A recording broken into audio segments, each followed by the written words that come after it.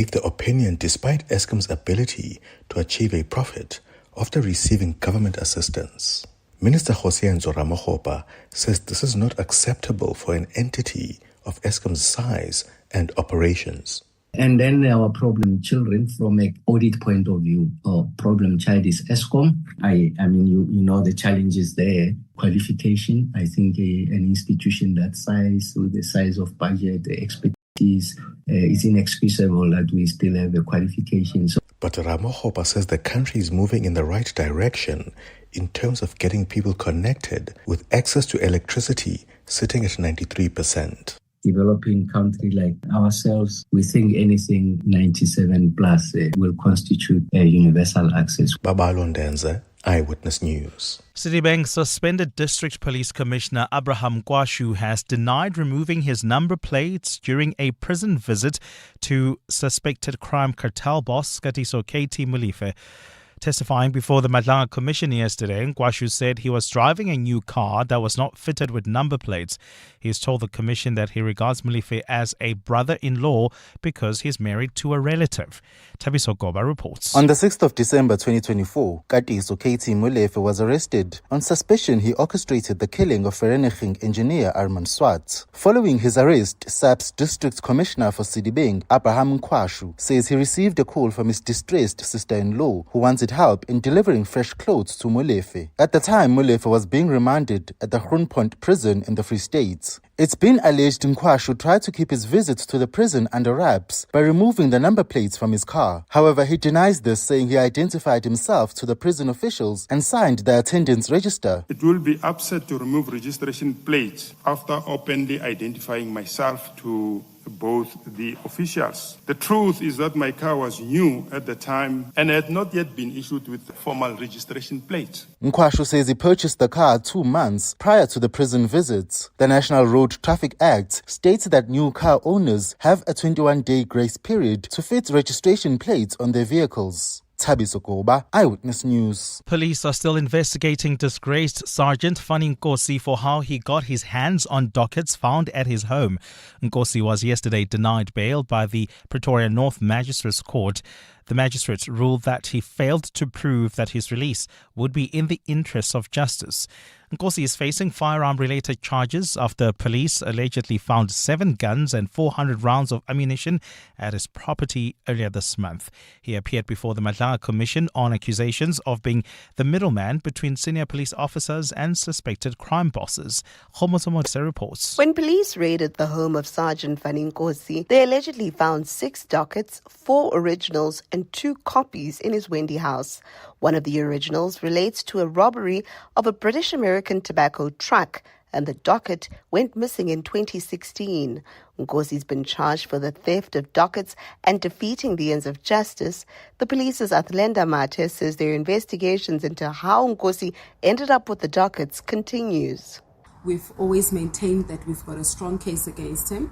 We are still investigating how he got a hold of the dockets that were in his possession, mainly because they involve serious and violent crimes, including your cash in transit heist, your illegal possession of firearms, as well as your car hijackings. Mate says police have welcomed the denial of bail for Nkosi because he poses a direct threat to SAPS investigations against him.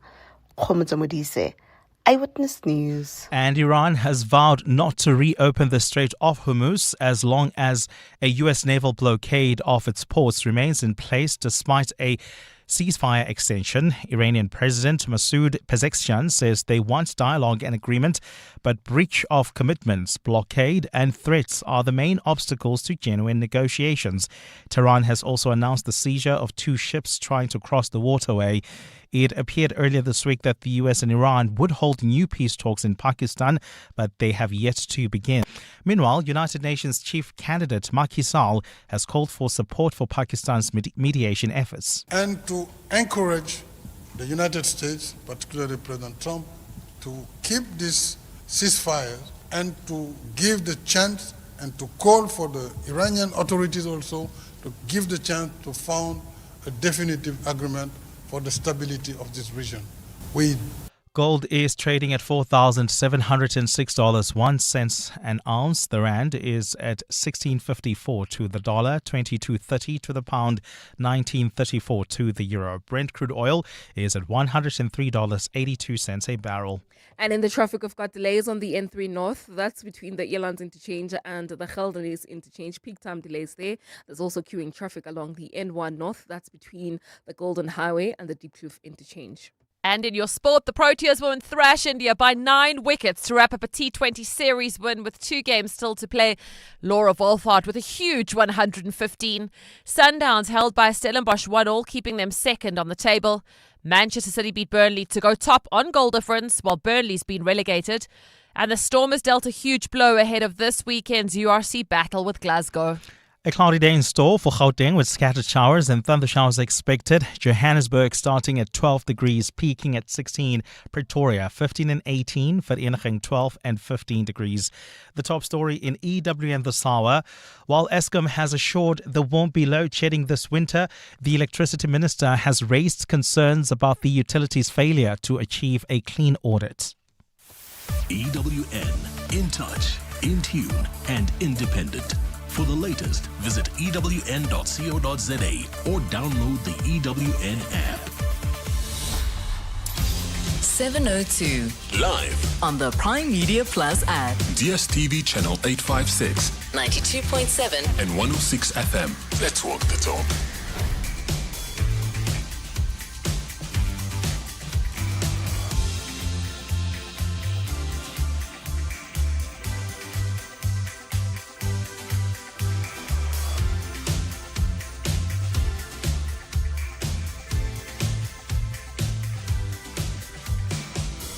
Eight minutes after 6 o'clock. Dumelang, welcome to 702 Breakfast. Clement Manyatela here in for Bongles this morning. Thank you for joining us. We always love being in your company. We've got a jam-packed show for you over the next 3 hours. I'll tell you in a moment what the team has planned for today's menu. And speaking of the team, Sia and Bapelile are taking your calls. Palisa is on the ones and twos.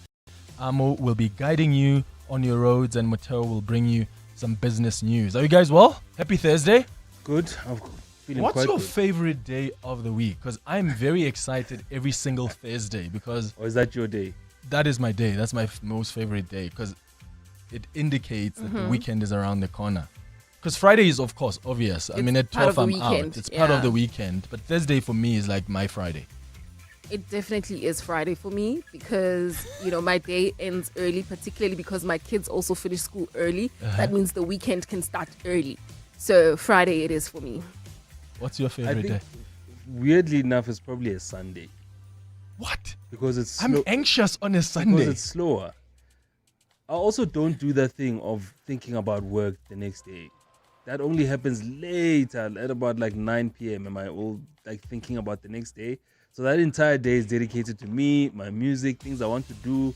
Because there's nothing happening on a Sunday, you have so much more time to get into it. Whether I want to go to a market or see a friend, that's the best time to do it. Sure. No, not Sunday. For me, I start thinking about work. Tomorrow, and you make it short by doing that. Once you do that, But I don't have a choice. I need to know what I'm doing on my show at 10 in the morning. I need to read the Sunday newspapers. It feels like work. So it feels like but work. But you can lock in on that at like 5 p.m. It doesn't have to. Yes, throughout the day you can discuss it, but it doesn't have to be you locking into the work already. Yeah.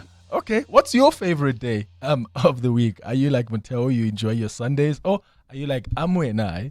You just love your Thursdays. 011-883-0702. Your WhatsApps on 0727021702. So coming up on the show, before 7 o'clock, we'll speak to Aaron Maluleka. He's the MMC for Housing and Human Settlements in the city of Tshwane. Remember, Mayor Nasipi Moya has outlined the 6-point recovery plan aimed at stabilizing the capital city after years of financial strain, weak governance, and service delivery failure. So the plan focuses on fixing not just finances, but improving infrastructure, tackling corruption, and restoring basic services like water, electricity, and housing. What we're going to zoom into is the issue of housing, and the MMC will tell us what stabilization looks like in the housing sector. So what's being done to deal with the housing backlog? What's the plan around informal settlements, etc.? That's the conversation before 7 o'clock. And then for our big interview, we speak to Professor Nicholas Crisp, the Acting Director General at the Department of Health. He's also the head of the National Health Insurance Branch, by the way. So the department has set aside 74 million rand in the current financial year specifically to deal with legal challenges linked to the National Health Insurance Acts. This is a policy now that is tied up in multiple legal battles, about 15 or so legal challenges challenging this policy, each costing the state between 2 million rand and 3 million rand to defend, at least according to the Minister of Health. So these legal challenges are questioning both the NHI's design and implementation, but the cases that will be ventilated next month in the Constitutional Court relate to public participation processes, which are alleged to have been rushed and rubber-stamped. So the reality here is that these legal challenges are shaping the pace at which healthcare reform can actually happen in the country. So what do these delays even mean for implementation, right? Is this policy uncertainty also affecting government's planning, government's infrastructure upgrades in the health sector?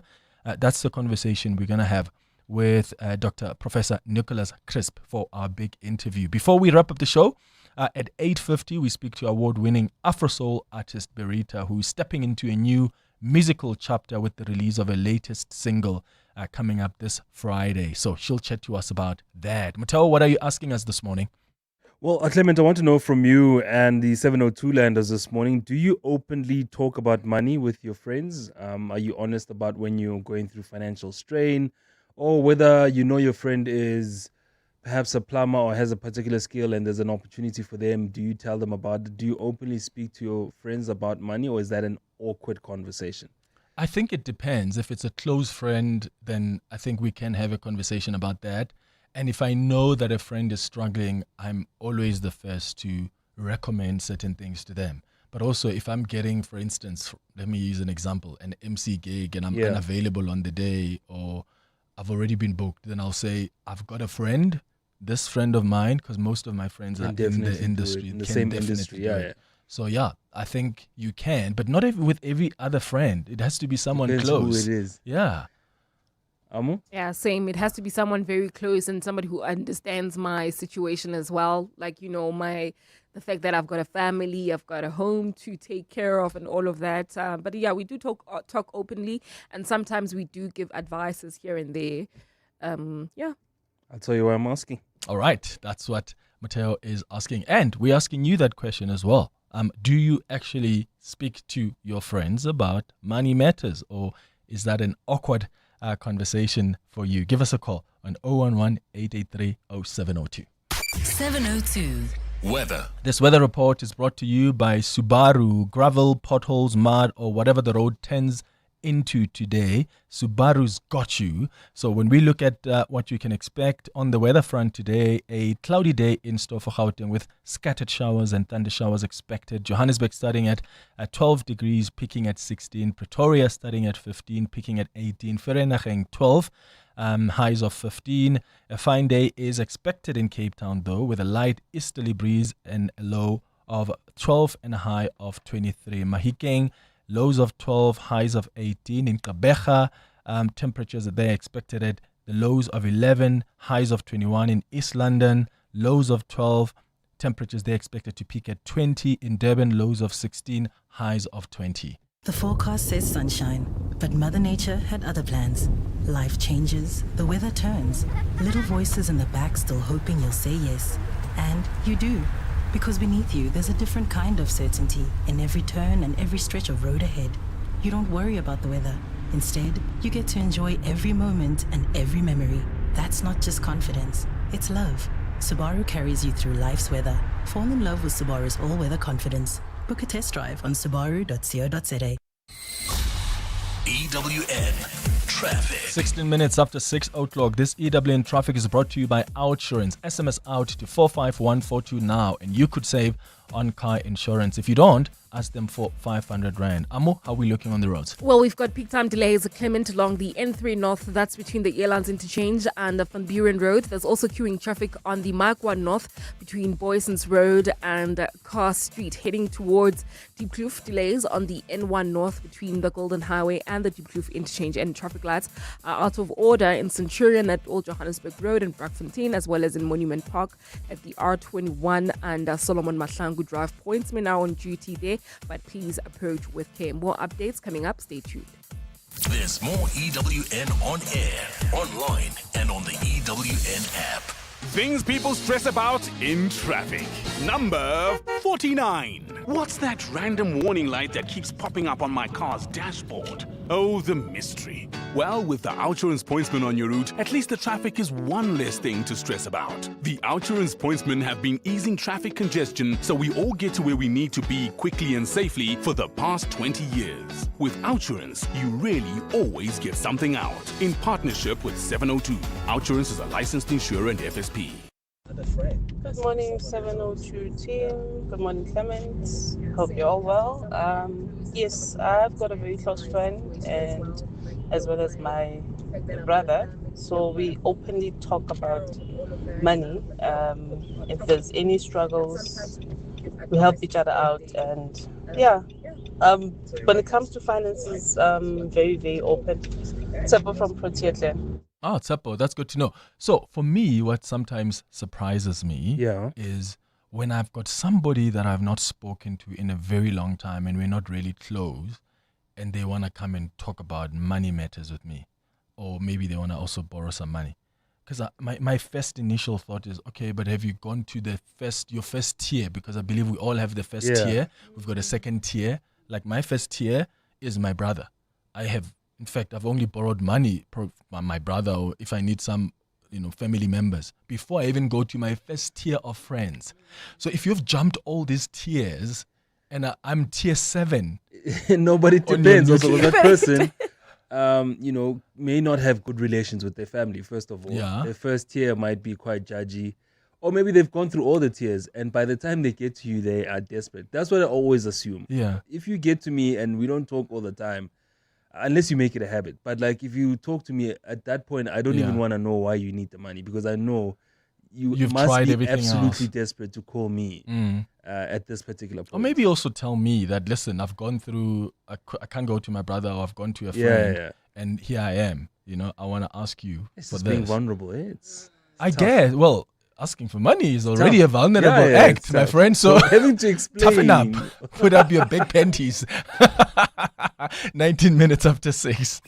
702 Drive with John Perlman. My show is about keeping our listeners company in the last part of the day in the most interesting and entertaining way that we possibly can. So the crucial thing for us is we've got to provide them with a mix. The news, yes, the big stories, of course, but we've got to talk about other things that make them laugh, make them think about things they've never thought about, and most important, that invite them to have a conversation with us. What I love about the 702 family and 702 land, first of all, I should just say people never stop surprising me. And the thing that is perhaps the thing I love the most is people manage to find things that make them laugh. And they don't laugh from a place of ridicule. They laugh from a place of deep humanity, because our ability to laugh has got us through so much over these many decades, and we're going to need it plenty in the decades to come. 702 Drive with John Perlman. Weekdays from 3 to 6 p.m.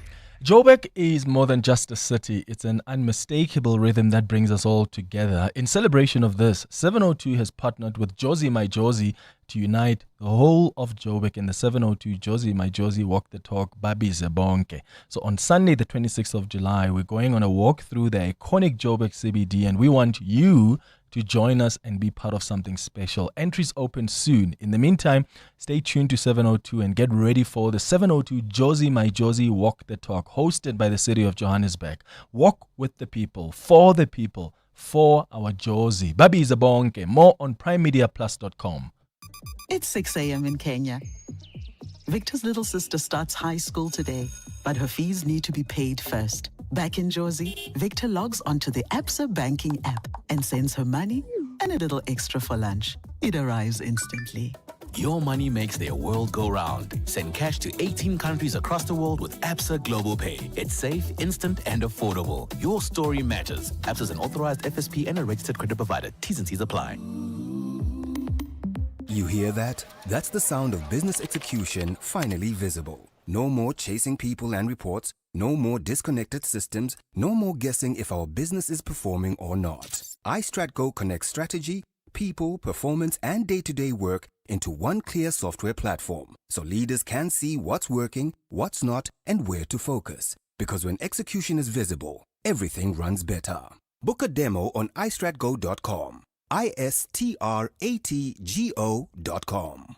702 podcasts are on 702.co.za. 22 minutes after 6 o'clock. So some of the things you need to know about this morning. All eyes are going to be on the courtroom today as suspended EMPD Deputy Chief Julius Mkonazi and Ekurhuleni City Manager Kagiso Lerutla make their bid for freedom.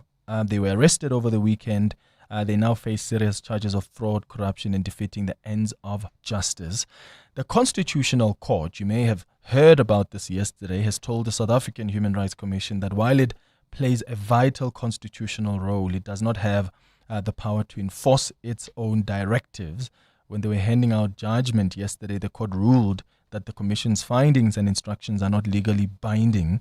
This decision follows an appeal after the Supreme Court of Appeal confirmed that the South African Human Rights Commission cannot issue enforceable orders, clarifying once again the line between moral authority and legal power in South Africa's constitutional democracy. It's a day now where stories take center stage and words remind us of their power. Today marks World Book and Copyright Day, which is a global celebration. It was launched by UNESCO back in 1995 to champion reading, support publishing as well, and protect the creative rights of authors. So I'm interested, what types of books do you usually enjoy reading? And are there any genres that you can't get into? In fact, what is that one book, Amo, that you have read, you couldn't put down, and you would recommend it to our listeners? Oh, there's so many, but my favorite, it has to be South African literature, particularly history literature. Mm-hmm. Fred Kumalo does that job very well, where he will narrate a story that really happened in history, but tells it in a fictional way. That would have to be Dancing the Death Drill by Fred Kumalo. I'd recommend that book to anyone. I'm currently reading it. I'm actually left with about 2 chapters. Mm-hmm. And thanks to you, because I went to watch the play and you said, you haven't read the book. And my goodness, it's one of the best I've ever read. How about you, Mateo? I think I need to dip into Amu's list. She always has interesting books. Right? The only thing she's disappointing in, movies. All the movies she's ever recommended to me were terrible. We'll have to swap lists because my movies are good, but not so much the books, because I read a lot of technical books around systems thinking and things like that. And the 5 a.m. Club. No, that guy. Really. Why nations fail, looking at different economies. Like, it's just, I hardly recommend the books I read, because I feel like for other people, because they've returned the books before they finished them, which tells me they weren't really interested in them, so I never give recommendations. But I would recommend, if you want to understand the world more, what's going on, because these things repeat themselves. Why Nations Fail is a really, really good book. Oh, interesting. I love historical fiction. That's why I'm more drawn to books like Children of Sugarcane by Joanne Joseph, or Andrew Brown, who's written a book about the bitterness of olives, which is so great if you want to understand the conflict in the Middle East, but through fictional characters. Or the Winnie and Nelson, The Portrait of a Marriage by Johnny Steinbeck. It's a shattering book because it gives you a new image of Mandela that you don't really know about. But I'm glad that Johnny has written that book, because for the first time there's an author who has actually portrayed Mandela as a human being, right, with his own faults. So what book would you recommend to the 702 lenders? Give us a call or send us a WhatsApp voice note. More than 2 decades in the making, a long overdue moment has finally arrived in Indonesia. After years of waiting in the shadows, millions of domestic workers, most of them women, are stepping into the long-denied recognition. Parliament has passed a landmark law that for the first time formally acknowledges them as workers, unlocking rights many take for granted. And then American professional wrestler and actor John Felix Anthony Cena, best known as John Cena, celebrates his 49th birthday today. Born on this day in 1977, John Cena built a legacy as one of the most dominant figures in wrestling history, racking up about 25 professional championships, including 16 WWE World Heavyweight titles. And I want to know this morning if you've ever hit reset on your career later in life. Did the leap make you happier? Did you second guess it? And did you go back to school to make it happen or learn on the job? You used to be a bartender, Mattel. Yes, I was once a bartender. I mean, you can transition from different careers. I mean, I graduated, my first graduation 2010. So that was after the 2008 financial crisis. You had to make a way, even as a graduate, you know. I was at a logistics company at some point, unpacking and packing boxes, taking inventory. But also, I think I had a much broader career in marketing and advertising for about 3 or 4 years. Before you crossed this other Before side. I crossed over. What about you, Amo? You've never really changed much. No, I've never really. It's always been within the industry. Like I've produced, I've written, but it's always been within the industry. That's fascinating. Give us a call. Send us a WhatsApp voice note to share your own story. Have you hit reset on your career later in life, and did it really make you happy? Let us know. 702. The newspapers. Mr. Zulu, good morning. Good morning, Clemens Manyatela. What are we looking at today? Looking at the Citizen this morning, there is a story out of Madrid about how a court in Spain has ruled that critics of Jehovah's Witnesses may describe the religious group as a destructive sect without risking defamation claims, citing protections for free expression. So, as we all know, Jehovah's Witnesses is a US-based Christian evangelical movement based known for its door-to-door preaching. So the courts in Madrid upheld a 2023 ruling in favor of a Spanish Association of Jehovah's Witnesses victims, finding that its public criticism of the group does not unlawfully damage its right to honor or reputation. So this whole case started from a legal complaint that was brought by 6 Jehovah's Witnesses people who argued that the use of the word victims in the association's name was defamatory and sought its dissolution. So now the court's basically saying people who describe themselves as victims of people who knock on their doors to preach for them is basically upheld. So Soweto newspaper going with a number of stories, including one that is about the testimony of the suspended district commissioner, Brigadier Abraham Nkwashu, at the Madlanga Commission yesterday, who told the commission that his sister-in-law, whom he had not seen for years, actually is the one who convinced him to meet alleged cartel member Katiso Molefe. Nkwashu said his sister-in-law, Fundiso, was in a relationship with Molefe and that he disapproved of the romance as Molefe was married to another woman. EWN Business. Right, thanks to Sfiso Zulu. Time now for some business news. Mateo, you've been asking us this morning if we openly talk about money with our friends. Why? Well, Clement, Capitec has released results outperforming its own targets for the year. Headline earnings went up 16 billion rand, with user numbers now higher at 26 million clients. But when you zero in to the numbers, there are other notable things happening at the lender. Capitec has seen a surge in credit card usage amongst its clients as the economy remains tight. The Stellenbosch headquartered group's credit card book grew 32%, driven by a 44% increase in spending on existing credit limits, alongside a similar rise in newly approved or increased limits. Now, Capitec continues to grow its credit book aggressively, with a total loan disbursement of 34% at 98.3 billion rand. So instead of asking for money from friends, people are looking to financial services providers to give that money, probably because it's tough to pick up the phone and ask your friends for money. But the use of credit is not odd, as many South Africans use different ways to try to get to the end of the month. Capitec reported a rise in its default ratio, though, from 7.5% to 8.1%. Those are people who aren't able to pay their loans back, alongside a 21% increase in credit loss provisions, totaling 9.9 billion rand. Now, Nearly 40% of South Africans who default on credit are under the age of 35, often due to easy access to high credit risk and also low financial literacy. So when a friend asks you for money, they're probably desperate. Yeah. Clement. They're not trying to and the siphon you out of your money. Well, the markets were a bit lower yesterday, with the JC down more than 300 points yesterday.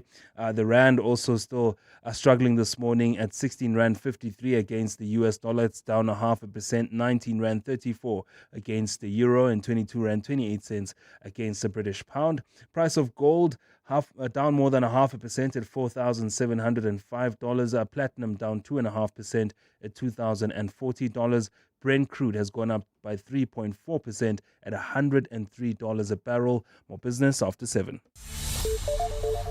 6:31, Sfiso Zulu has the latest in Eyewitness News. Sfiso, Julius Malema has some concerns about the state prosecutor in his firearms case. That's right, Clements. The EFF in the Eastern Cape, in fact, says it's preparing to lay a formal charge of misconduct against the state prosecutor in Malema's firearm case.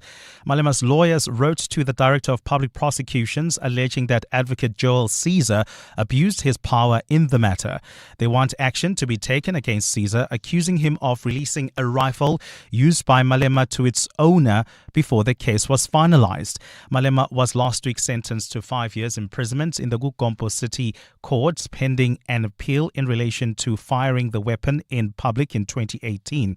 EFF Eastern Cape Provincial Secretary Simthembile Madigizela. With the prosecutor, we are going to lay a complaint and also open the case immediately when the week begins next week. The NPA's Kaiser Khanyago has confirmed that the letter has been received. We can confirm that we have received the letter and it is being processed. A progress report on Operation Vulindlela shows 60% of reforms in the freight logistics sector are delayed, while only 40% are on track. The energy and logistics sectors have previously been highlighted as weighing on the economy and discouraging investment and economic growth. Providing an update on the reforms, the presidency and National Treasury say progress has been made to implement reforms, along with the publication of a rail master plan that includes freight and passenger rail. Acting Director for Microeconomic Policy at National Treasury, Alia Kasim, says the reforms include a new port authority. In addition to that, in terms of Transnet's further restructuring, there is some progress in terms of establishing the Transnet Rail Infrastructure Manager as a subsidiary, and that is in line with the guarantee conditions that Treasury set. Western Cape High Court Judge Robert Henney has warned alleged underworld gang boss Nafees Modak not to delay the high-profile trial against him any further. Modak and 14 co-accused face 122 charges, including murder, extortion, racketeering, fraud and money laundering, all linked to the alleged operation of a criminal enterprise. The matter was set to proceed yesterday, but it was delayed yet again after Modak's lawyer requested a postponement. Carlo Peterson reports. Earlier this week, Nafees Modak told the court he intended appointing a new legal aid lawyer. Yesterday, Advocate Bashir Sibda confirmed he will continue to represent Modak, putting that issue to rest. Sibda was then criticized by presiding Judge Robert Henney for failing to produce a new witness to testify. Henney questioned why the court was assured a witness would be ready, only for the matter to be delayed. Henney granted the postponement, with the defense expected to call its witness next week. Carlo Peterson, Eyewitness News. And 6 people, including a retired Major General and a serving police inspector, have pleaded not guilty to plotting a coup to overthrow Nigeria's President Bola Tinubu. The defendants appeared in the Federal High Court in the capital Abuja, where they were ordered to remain in custody of the Department of State Services Nigeria Domestic Spy Agency. A 7th person, a former governor and a one-time oil minister, has also been named as a conspirator, but court documents say he was still at large. Reports of the coup plots surfaced when the government abruptly cancelled a planned military parade to mark Nigeria's 65th 75th independence anniversary on the 1st of October last year. And at the time, officials cited security threats, but speculation quickly linked the cancellation to a possible coup plot. A cloudy day in store for Gauteng with showers expected. The temperatures are at lows of 12 and 15 degrees, peaking at highs between 16 and 18.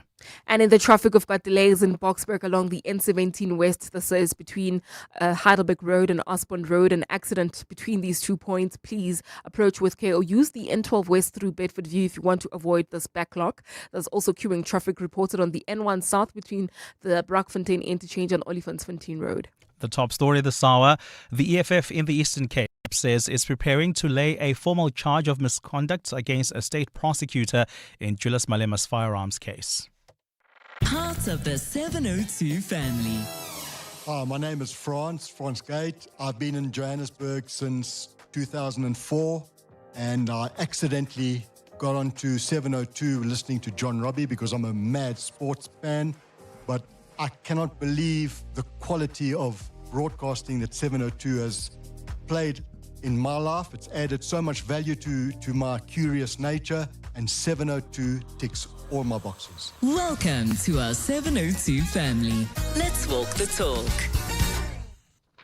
Coming up in the next hour, What's the Question is brought to you by Outsurance. Up to 3,000 Rand in cash up for grabs. All you need to do is send an answer based on anything that piqued your interest on the show, and you could win 1,000 Rand. Simply WhatsApp your name and that answer to 072 702 1702. And of course, a little later, someone will ask the same question. Well, we'll ask her the question to win 2,000 Rand. Remember, you stand a better chance of being selected to give us today's answer if you have SMS'd out to Outsurance and got yourself a quote. You can do that now. SMS out to 45142 and you could save on car insurance. Hi, this is Anlia Itzebet, Hollywood Bets brand ambassador. A reminder that you can still shoot for the stars while playing responsibly. If you or someone you know needs help, call the South African Responsible Gambling toll-free counselling line on 0800 006 008 or WhatsApp help to 076 675 0710. Hollywood Sportsbook is a licensed betting operator. Hollywood Bet supports responsible gambling. No persons under the age of 18 years are permitted to gamble. Winners know when to stop. Brush, stroke, paint, color, protect, and admire. From roof paint to exterior textures and interior silk, Warrior Paints has it all. The product range and stylish colors are amazing. And what's more, Warrior Paints has crushed prices for incredible savings. Enjoy that good old-fashioned personal service you deserve. For price, quality, variety, and service, Warrior Paints is street ahead. Warrior Paints, affordable, lasting, luxury. Being in construction has taught me that buying machinery doesn't come cheap. Loaders, excavators, graders, they're the heartbeat of the job site. Now, thanks to My Way Business Insurance, I save up to 20% on my insurance premiums every month. This saving helps keep my machines working and projects moving. Switch to My Way Business Insurance and save up to 20% on your yellow metal machinery. Real businesses, real savings. Call us on 0860 646464 today for a quote. My Way is a licensed non-life insurer and FSP. Standard rates and T's and C's apply. 702. WhatsApp us on 072 702 1702. Good morning, 702 Landers. I'm Dita, and honestly, I am at that juncture right now with regards to my professional career. And it's humbling, hey, because one of the things I noticed is the lack of knowledge transfer from seniors all the way down to help you with that transition. So if there's something I'm interested in is how people thrive off the back of that. Thanks, guys. Good morning, Clement and team, as well as 702 Landers. So I did make a pivot in terms of my career. My background is in geology, mining geology in particular. That's what I studied. I've got an honors degree in it, practiced for 5 years. Then I decided that that was not my true passion, so I enrolled for an MBA. And I made a crossover to corporate investment banking. And that's what I've been doing for the last 8 years, give or take. And to be quite honest, I have honestly found my true calling. So it's possible and it's never too late. I know of people that have done a similar switch in their 40s and some even in their 50s, believe it or not. Oh, that's fascinating. Well, as long as this is bringing you a lot of joy. Cindy Polita, good morning. Good morning, Clement. Have you ever switched careers? Like, have you always been in the industry? So I joined the industry fresh out of school, and I worked on the traffic desk, and that's where I started writing traffic for Akim. And so I've been in broadcasting since the late 90s. And I will tell you I'm 46. I don't care because everybody in the class trying to do the maths and without a calculator. Did you see in my eyes? Yes, I'm like... You have to keep your hands on the steering wheel. I'm 46. I'm going to be 47 in about 2-3 weeks' time. And I've always stayed in this career. But what this career has allowed me to do most recently is follow my passion, which is mental health and wellness in the psychology space. I'm not a psychologist, but I am a counselor and a life coach and a keynote speaker, and I'm doing all the things that I love to do. But I also love sport, and I love being paid to watch it. I really cannot complain. Yeah. I mean, I tell my husband, I worked so hard today, but I'm just lying. Yeah. So, so that he can feel better. Once that mic is on, you're really excited. You're moving. So that he can feel better about going to work. I might be like, oh, my job's so hard, but it's not. It is not. And nobody listening, tell him, please don't SMS him or phone him or tell him. Just let him believe my job's hard. 19 minutes before 7. EWN Sport. Well, what wasn't hard was that game for the Protea women because they're celebrating. You're exactly right. They made it look so easy and it looked like it was going to be difficult. But the Proteas women at the Wanderers last night, thrashing India by 9 wickets in the 30-20. They won the series with 2 games to go. India posted what did look to be a defendable 192 for 4. But the Proteas opening batters once again on absolute fire. Captain Laura Wolfhard further cementing her legacy among the cricketing greats. An incredible 115 off just 53. At the end there, Sine less unbeaten on 64. They cruise to the win with 21 balls to spare. The next T20 is this Friday also at the Wanderers. Mamelodi Sundowns failed to go top of the Premiership. They were held 1-1 by Stellenbosch, and Sabaleng had Sundowns ahead, but after the break, a foul inside the box saw former Pirates player Mbasa equalise from the resulting penalty. Sundowns coach Miguel Cardozo says giving the penalty away was reckless and that his players have themselves to blame for not taking advantage of many opportunities. Pirates stay 1 point clear, but Sundowns do have a game in hand. Manchester City beat Burnley 1-0 through Erling Haaland in the opening 5 minutes. City tops the table on goal difference while Burnley's been relegated. Now we know why Bongani's not at work anymore because Arsenal's not top of the table and he doesn't want to face the music. Leeds held Bournemouth 2-2 Longstaff with the Leeds equaliser in the 97th minute to keep them 9 points clear out of the bottom 3. The fans called for it and the club responded. Chelsea have sacked manager Liam Rossenu after 3 months in charge. With 11 wins in 23 games in all competitions, the club cutting the 5.5-year deal very short. In Spain, Barcelona beat Celta Vigo 1-0 to go 9 points clear of Real Madrid. Straight after scoring the penalty, Lamal left the field with his hamstring. He looks injured. And huge game in the United Rugby Championship on Saturday. Second on the table, the Stormers hosting tabletop in Glasgow, but a big injury blow as Rugby 365 reports that lock JD Shirkling has been ruled out for up to 6 months. He has to have surgery on the knee he injured in last weekend's game. Cindy Paluta, Eyewitness News Sport. Who is the whizziest of them all? It's the Whiz Quiz on 702. Good morning, Uncle Clement. My name is Tumisha Matumela. I'm 12 years old. I go to Rivera Primary School, and when I grow up, I want to be an accountant. I can't wait to play the Whiz Quiz with you. 702 Drive with John Perlman. My show is about keeping our listeners company in the last part of the day in the most interesting and entertaining way that we possibly can. So the crucial thing for us is we've got to provide them with a mix. The news, yes, the big stories, of course, but we've got to talk about other things that make them laugh, make them think about things they've never thought about, and most important, that invite them to have a conversation with us. What I love about the 702 family and 702 land. First of all, I should just say people never stop surprising me. And the thing that is perhaps the thing I love the most is people manage to find things that make them laugh. And they don't laugh from a place of ridicule. They laugh from a place of deep humanity because our ability to laugh has got us through so much over these many decades, and we're going to need it plenty in the decades to come. 702 Drive with John Perlman, weekdays from 3 to 6 p.m. Insurance pulls you in. Pineapple pulls you under. Insurance. Pineapple. Insurance. Pineapple. Pineapple FSP 48650 is underwritten by Omart Insure Limited, a licensed non-life insurer and authorized FSP. Hi South Africa, I'm Michael Owen. If you appreciate world-class sport and a great occasion, the Hollywood Bets Durban July is the place to be. The theme for 2026 is Country Allure, which sees the rustic style of the countryside meet the cosmopolitan cool of the city. On Saturday the 4th of July, it all comes together at Hollywood Bets Greyville, Africa's greatest horse racing and social event. I'll see you there.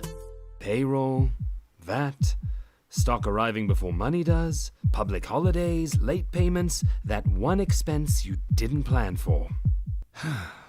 Sound familiar? It's not you.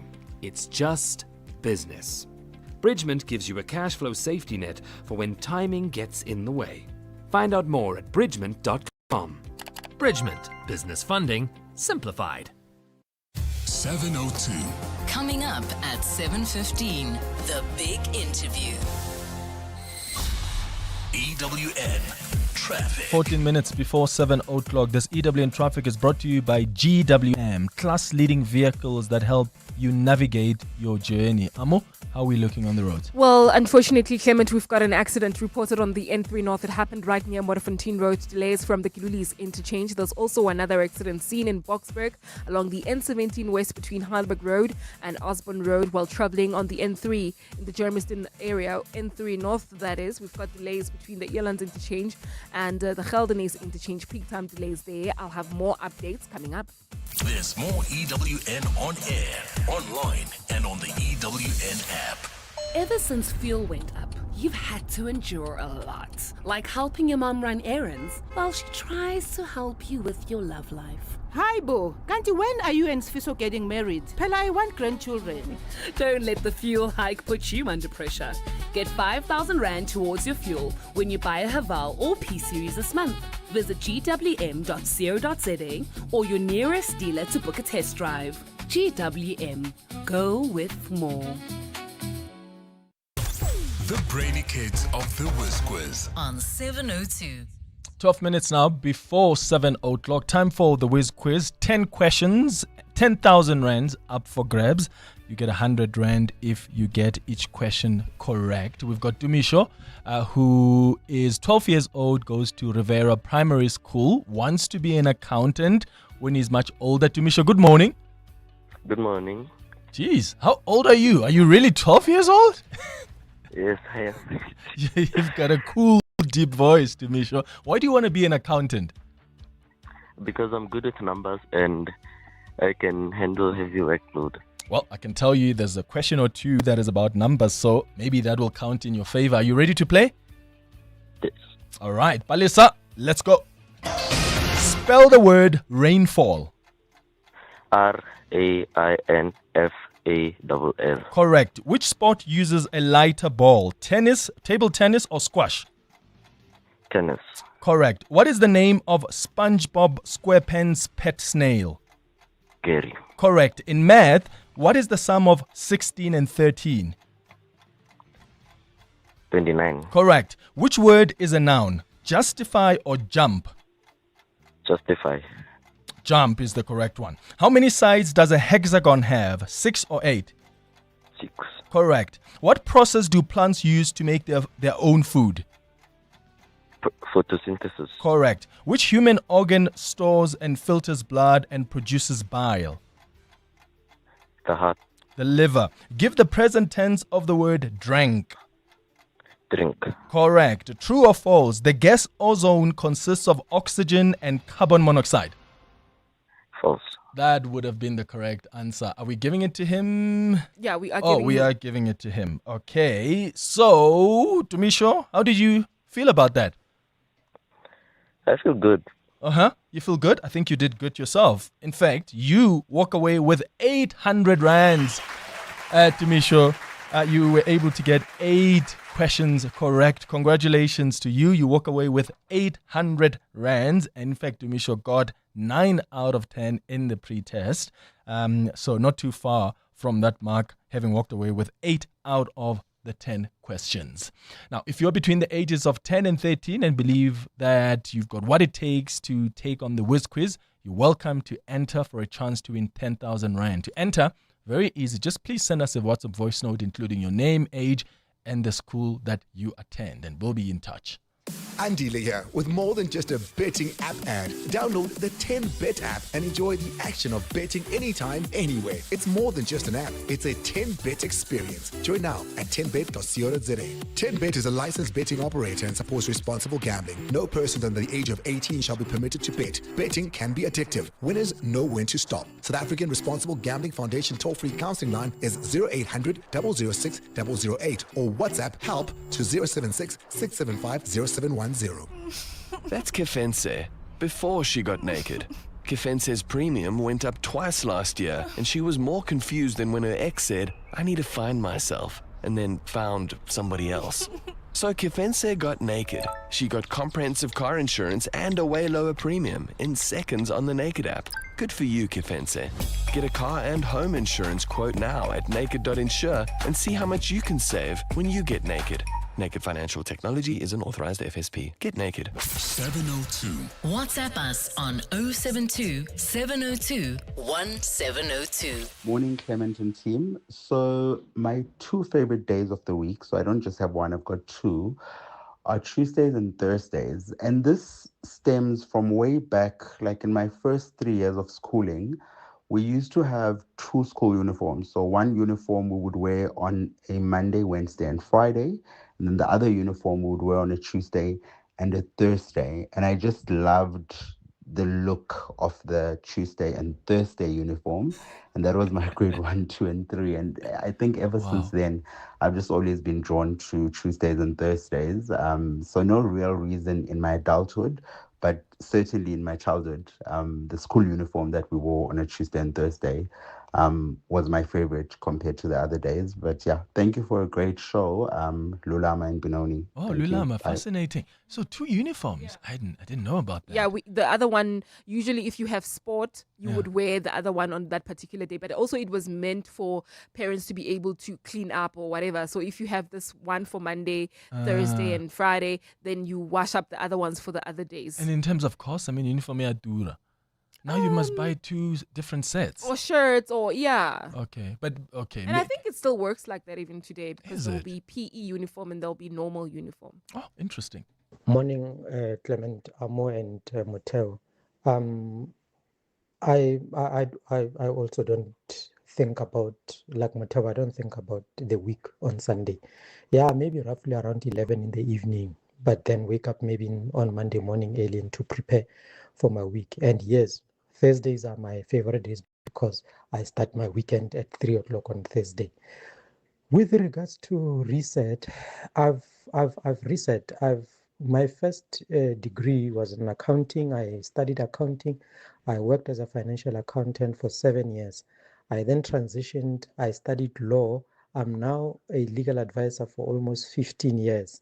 And yeah, I'm currently studying energy studies because I want to also study engineering and be a energy advisor. So I need both energy and engineering. Yeah, so I'm at any given moment able to transition, and I'm still very young. Simon Centurion. Oh man, you're still young, and all the best. I mean, if John Cena could do it, you can do it too, eh? It's 6 minutes before 7. Join us. Let's walk the talk. This is 702. So, the city of Tshwane has been in the spotlight again. The mayor of the city, Nasipi Moya, has outlined a 6-point recovery plan aimed at stabilizing the capital city after years of financial strain, weak governance, and service delivery failures. And the plan really focuses on fixing finances, improving infrastructure, tackling corruption, and restoring basic services like water, electricity, and housing. But while the city talks about stabilization, there are many residents out there that are still dealing with water outages, aging infrastructure, and concerns about ongoing corruption. Aaron Maluleka is the MMC for Housing and Human Settlements in the city of Tshwane, who's joining us now on the line. MMC, thank you so much for making time. Good morning. Good morning. Thanks for having me. So the mayor speaks about Tshwane being on a recovery path. From your side in housing, what does stabilization actually look like on the ground? Then our focus in the department was to then deal with the backlog of people that when we were engaging in public meetings, they would then say that they've been having Form C since 1996 to 2001. They are on the backlog. We had Mamelodi flood victims. They've been there for a few years without being attended. They resided in a community hall. We are done with relocating them. We have provided them with service stands with full title ownership.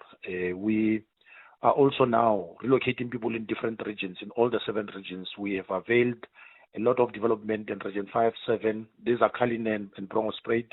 We've dealt with the same in Ga-Rankuwa, in Hammanskraal. We are relocating people to better conditions. We are also focusing on social housing. Our flagship project in Marabastad is fully tenanted. We are also sustaining more other projects that were not completed around social housing because of it has a future. People want to reside within the CBD, stay closer to where they're working. Yeah. Is there, though, significant progress in as far as the resolving that housing backlog is concerned? So are you seeing real progress, or is the demand still far ahead of delivery? We are making a dent, but there's still a lot of people that are outside. If you look at the areas of Oliven, we still have to resolve a lot. There are a number of, it's a high density area. We need to provide people with shelter. If you look at Atteridgeville, it's highly invaded. We have bought 3 land parcels. We're developing one called Andion. We're dealing with people of Gomorrah. In Pretoria West, just closer to Coca-Cola Depot, we're providing 1,000 service stands. We are almost at 68%. We're developing another Andion 2, which is going to provide or yield 1,100 opportunities. Therefore, we're making a dent, but we're still a little bit far in resolving issues of housing and provision. But also, Clement, just to enunciate on the point of illegal townships, I think we had a conversation that many people build their houses without following land use management scheme, and we need to resolve that. We are taking to council a policy that would then deal with not necessarily, encouraging people to build illegal structures, but we believe that people took their pensions to build these expensive houses in Ga-Rankuwa, in Hammanskraal, in Leeuwfontein, in Region 6, closer to Baviaanspoort prison. We need to resolve them. Otherwise, we are losing on revenue. Therefore, all these myriad of issues around housing, we are focusing on them. Okay. And what about informal settlements? How's the city dealing with that while trying to roll out proper housing infrastructure? We are having 502 informal settlements. We took to council a policy called informal settlements management policy. Whilst we are relocating people, we are putting service stands. We are also, feeling, our purse is hurt and bleeding because of the cost of managing 502 informal settlements. We spend 300 million on water tankering for those informal settlements, 100 million on chemical toilets. Therefore, we are managing them. Any person that wants to take chances, we are bringing our law enforcement. We are communicating to public about our master plan in terms of housing, so that everybody can understand that there are opportunities coming and there's work that is being done from planning point of view, but also in terms of implementation, rolling out services so that they can have permanent homes, because we are dealing with service stands, housing builds, top structures. There's a lot of corruption in the delivery of houses as well. So that backlog, you might find that there are people who are selling RDP houses to people who shouldn't be beneficiaries. So how are you dealing with that? It also starts with service stands. When we then deal with the projects of relocation, there are those that want to sell our stands. We are dealing with a thorough, closer look at the list of people that were transferring. There were those that took chances in Bronkhorstspruit, 2 of them. We laid charges against them. Internally, some were employers of the city. And we're partnering with communities, collaborating with communities that co-production is very key. If we're giving you these opportunities, don't sell them. RDP houses, the Housing Act prohibits selling of houses, but many people, because of hard economic, conditions, they rent out their houses, which is very unfortunate. Yeah, Aaron Maluleke, MMC for Housing and Human Settlements in the city of Tshwane. Thanks for making time. 702. Coming up, the big interview. Coming up after the news, Professor Nicholas Crisp, who's the Acting Director General at the Department of Health, will speak to us about the department's plans to set aside 74 million rand in the current financial year, specifically to deal with legal challenges linked to the National Health Insurance. How does this affect the implementation of the NHI? That's what's coming up next after the news. It's 7 o'clock. This is EWN. Corruption-accused Ekurhuleni senior officials returned to court today, and the Public Works Minister says things are turning around for the better at IDT following controversy. Good morning, I'm Sfiso Zulu. Suspended EMPD Deputy Chief Julius Mkhwanazi and Ekurhuleni City Manager Kagiso Lerutla are expected to bring a bail application at the Boksburg Magistrates Court this morning. They were arrested on charges including fraud and corruption. Their case was postponed earlier this week to allow the defense time to prepare for the application.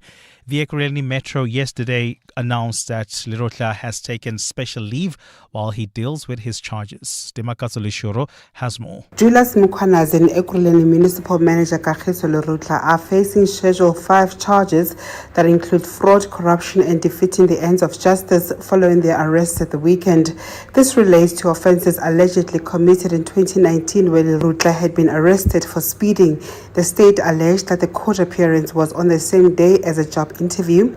He opted to attend the interview and the two orchestrated an elaborate identity switch in which a different person appeared in the Boksburg Magistrates Court on his behalf, this at a cost of 400,000 rand.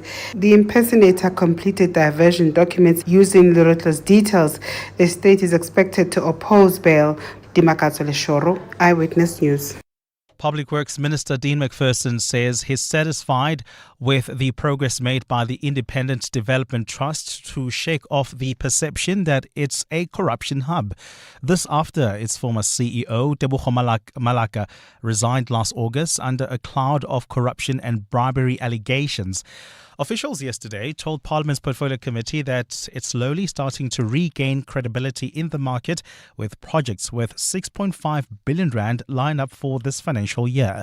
Lindsay Dentlinger takes a look. The IDT was thrust into the spotlight in 2024 over a dodgy 800 million rand tender to supply oxygen to state hospitals.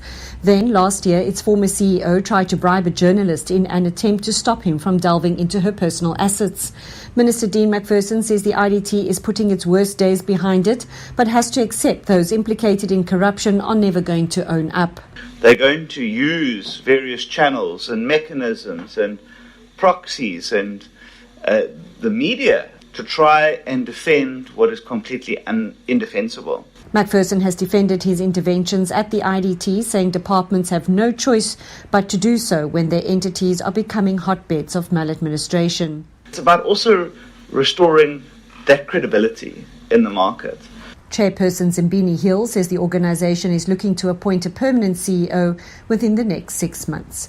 Lindsay Dentlinger, Eyewitness News, Parliament. Staying in Parliament, while Eskom has assured there won't be load shedding this winter, the Electricity Minister has raised concerns about the utility's failure to achieve a clean audit. Josienzo Ramogopa and his department briefed the Portfolio Committee in Parliament about Eskom's annual performance and plans for the year.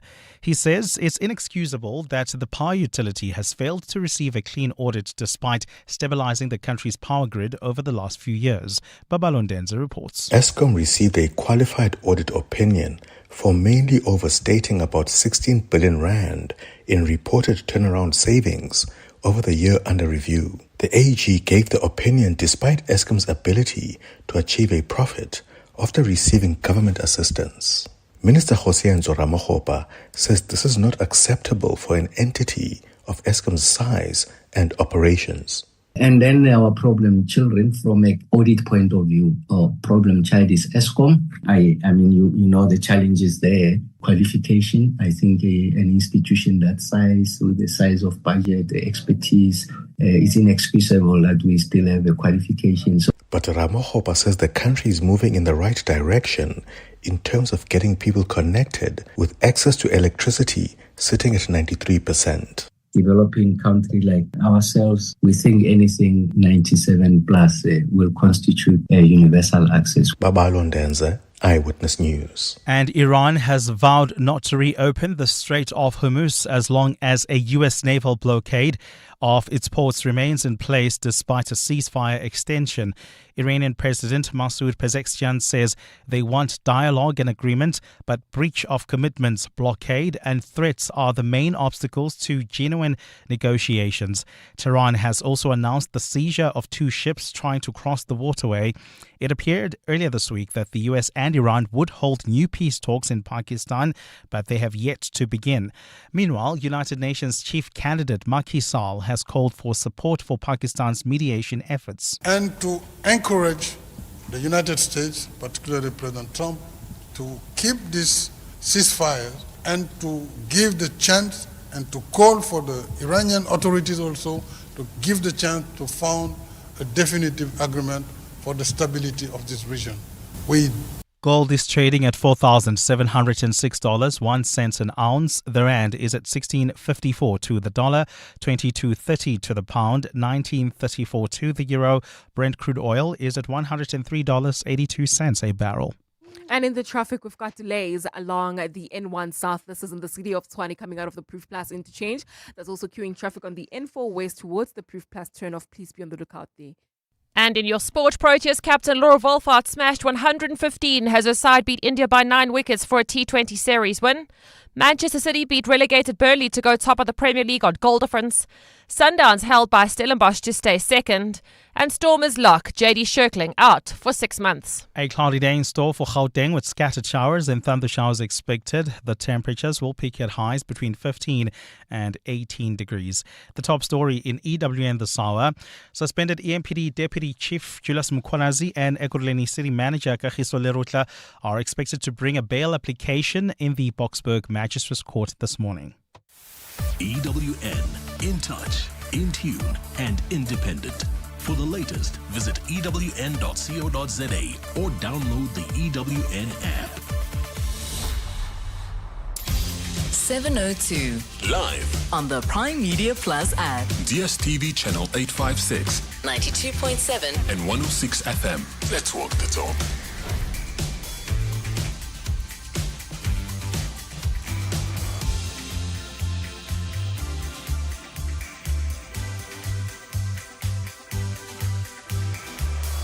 Eight minutes after 7 o'clock, Dumelang. Welcome to the second hour of 702 Breakfast. Clement Panyatela here in for Bongani Bingwa. Thank you for staying with us here on 702. Really appreciate it. I hope you're well this morning. So, have you been following the testimony of the suspended District Commissioner, Brigadier Abraham Nkwashu, at the Madlanga Commission yesterday? What do you think of the testimony of these top cops, whether it's Nkwashu or it's Richard Shibiri, Lesetja Sinona and others? What do you think their testimonies reveal about their understanding of their roles? What do they reveal about their ethics? Because I get disappointed listening to them. Their reasoning, their justifications. And these are top cops. These are people heading organized crimes. The Hawks in KwaZulu-Natal. Nkwashu is a district commissioner. And they didn't see anything wrong with their associations with these alleged criminals who were being investigated by them as the SAPS. In fact, what they have tried to do is even do favors for them. And these are people at the helm of the SAPS. Yesterday was the turn of this district commissioner, Brigadier Abraham Nkwashu. Listen to what the head of intelligence, Dumisani Kumalo, said about Nkwashu a few months ago. On the 16th of April 2025, Brigadier Nkwashu, who is, let me read it as it is, on the 16th of April 2025, Brigadier Nkwashu made an attempt to retrieve the criminal dockets pertaining to the case in which Mr. Katiso Mulife was charged during December 2024. According to Brigadier Nkwashu, this action was taken following a direct instruction from the provincial commissioner, who allegedly mandated that the docket be handed over immediately. And yesterday, he responded to this claim. On paragraph 39, I mentioned that I never demanded the Armand Swart murder docket for any personal interest or improper purpose. At the relevant time, I was acting on instruction from the provincial commissioner to collect all case dockets that had J50 warrants of arrest and to submit them to the Deputy Provincial Commissioner of Detective Services, Major General Mbuso Kumado. Brigadier, just before you move off of that, who is the Provincial Commissioner you're talking about there? The Provincial Commissioner of Gauteng is none other than Lieutenant General Mtombeni. Major General Kumalo was to oversee those investigations as directed by the Premier of Gauteng, Mr. Panyaza Sufi. And Ngwashi was also asked about his relations with Katiso Molefe, an alleged member of the criminal cartel. He has met him before. Not only that, when Katiso Molefe was actually arrested, this district commissioner went to visit him in jail. Here's how he explained his links to Katiso Molefe. When I met Katiso, we conversed generally about our respective personal circumstances after he was introduced to me by my sister-in-law, who was still in the company of the 17-year-old nephew of mine. He mentioned that he was involved in various business interests, including the security sector. As part of a general discussion about future plans, I indicated that I was approaching retirement from the SAPS. The discussion remained informal and exploratory in nature, to an extent that he told me that he's got this big tender in Machabeng, and he will want security forces to come and work there. So should I be interested when I retire, I can just go into work with him. Yeah. Do you think these top cops sit back and, in hindsight, reflect on their actions and realize that it wasn't worth it? It wasn't worth it fraternizing with these alleged serious criminals like Ket Matlala or whether it's Katiso Molefe. Because it doesn't seem like they realize how weird and irregular their behavior was. There's no accountability whatsoever. In fact, their bizarre explanations make us question how they even got to be promoted to these top positions. What a disappointment. Join us. Let's walk the talk. This is 702. 13 minutes after 7 o'clock. A few things you need to know about this morning. Are you watching us on YouTube or listening to us on your way to work? Well, I'm asking this because before viral trends, influencers, and billion view moments, it all began with a simple clip. So on this day in 2005, YouTube was launched, and with it, the very first video ever uploaded. Me at the zoo, just 18 seconds long, filmed in front of a group of elephants. It seemed ordinary at the time, but that moment quietly sparked a digital revolution, changing how the world watches, creates, and shares stories forever. All eyes are on court today. The suspended EMPD Deputy Chief Julius Mkhwanazi and Ekurhuleni City Manager Kagiso Lerutla make their bid for freedom. They were arrested over the weekend. They are back in court today. More than 2 decades in the making, a long overdue moment has finally arrived in Indonesia. After years of waiting in the shadows, millions of domestic workers, most of them women, are stepping into the long denied recognition. Parliament has passed a landmark law for the first time ever, formally acknowledging them as workers, unlocking rights, many rights that we actually take for granted. Health insurance, rest days, pensions.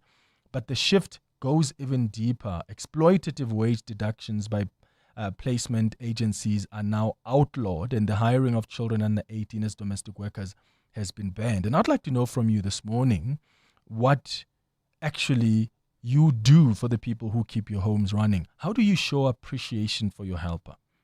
Have you set up a pension fund for them? Do they get proper rest days? And when December hits, do you pay them a bonus?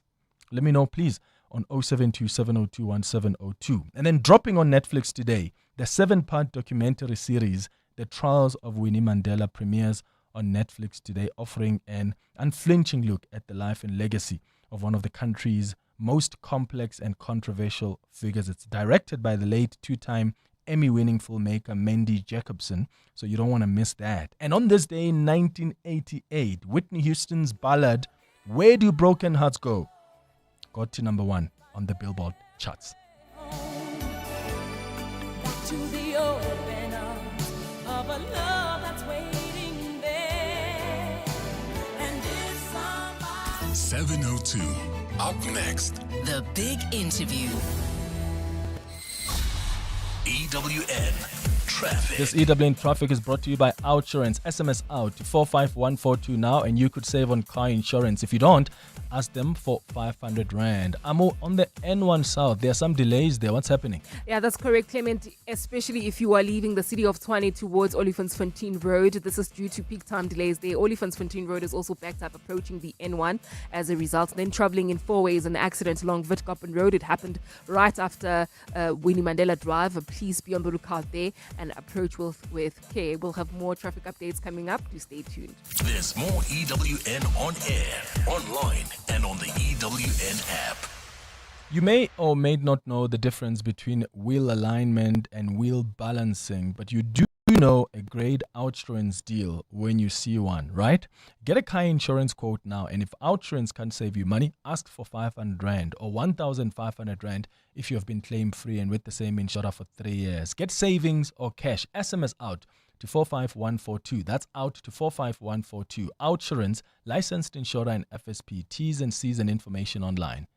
No one gets fit overnight. It takes discipline, and your money is no different.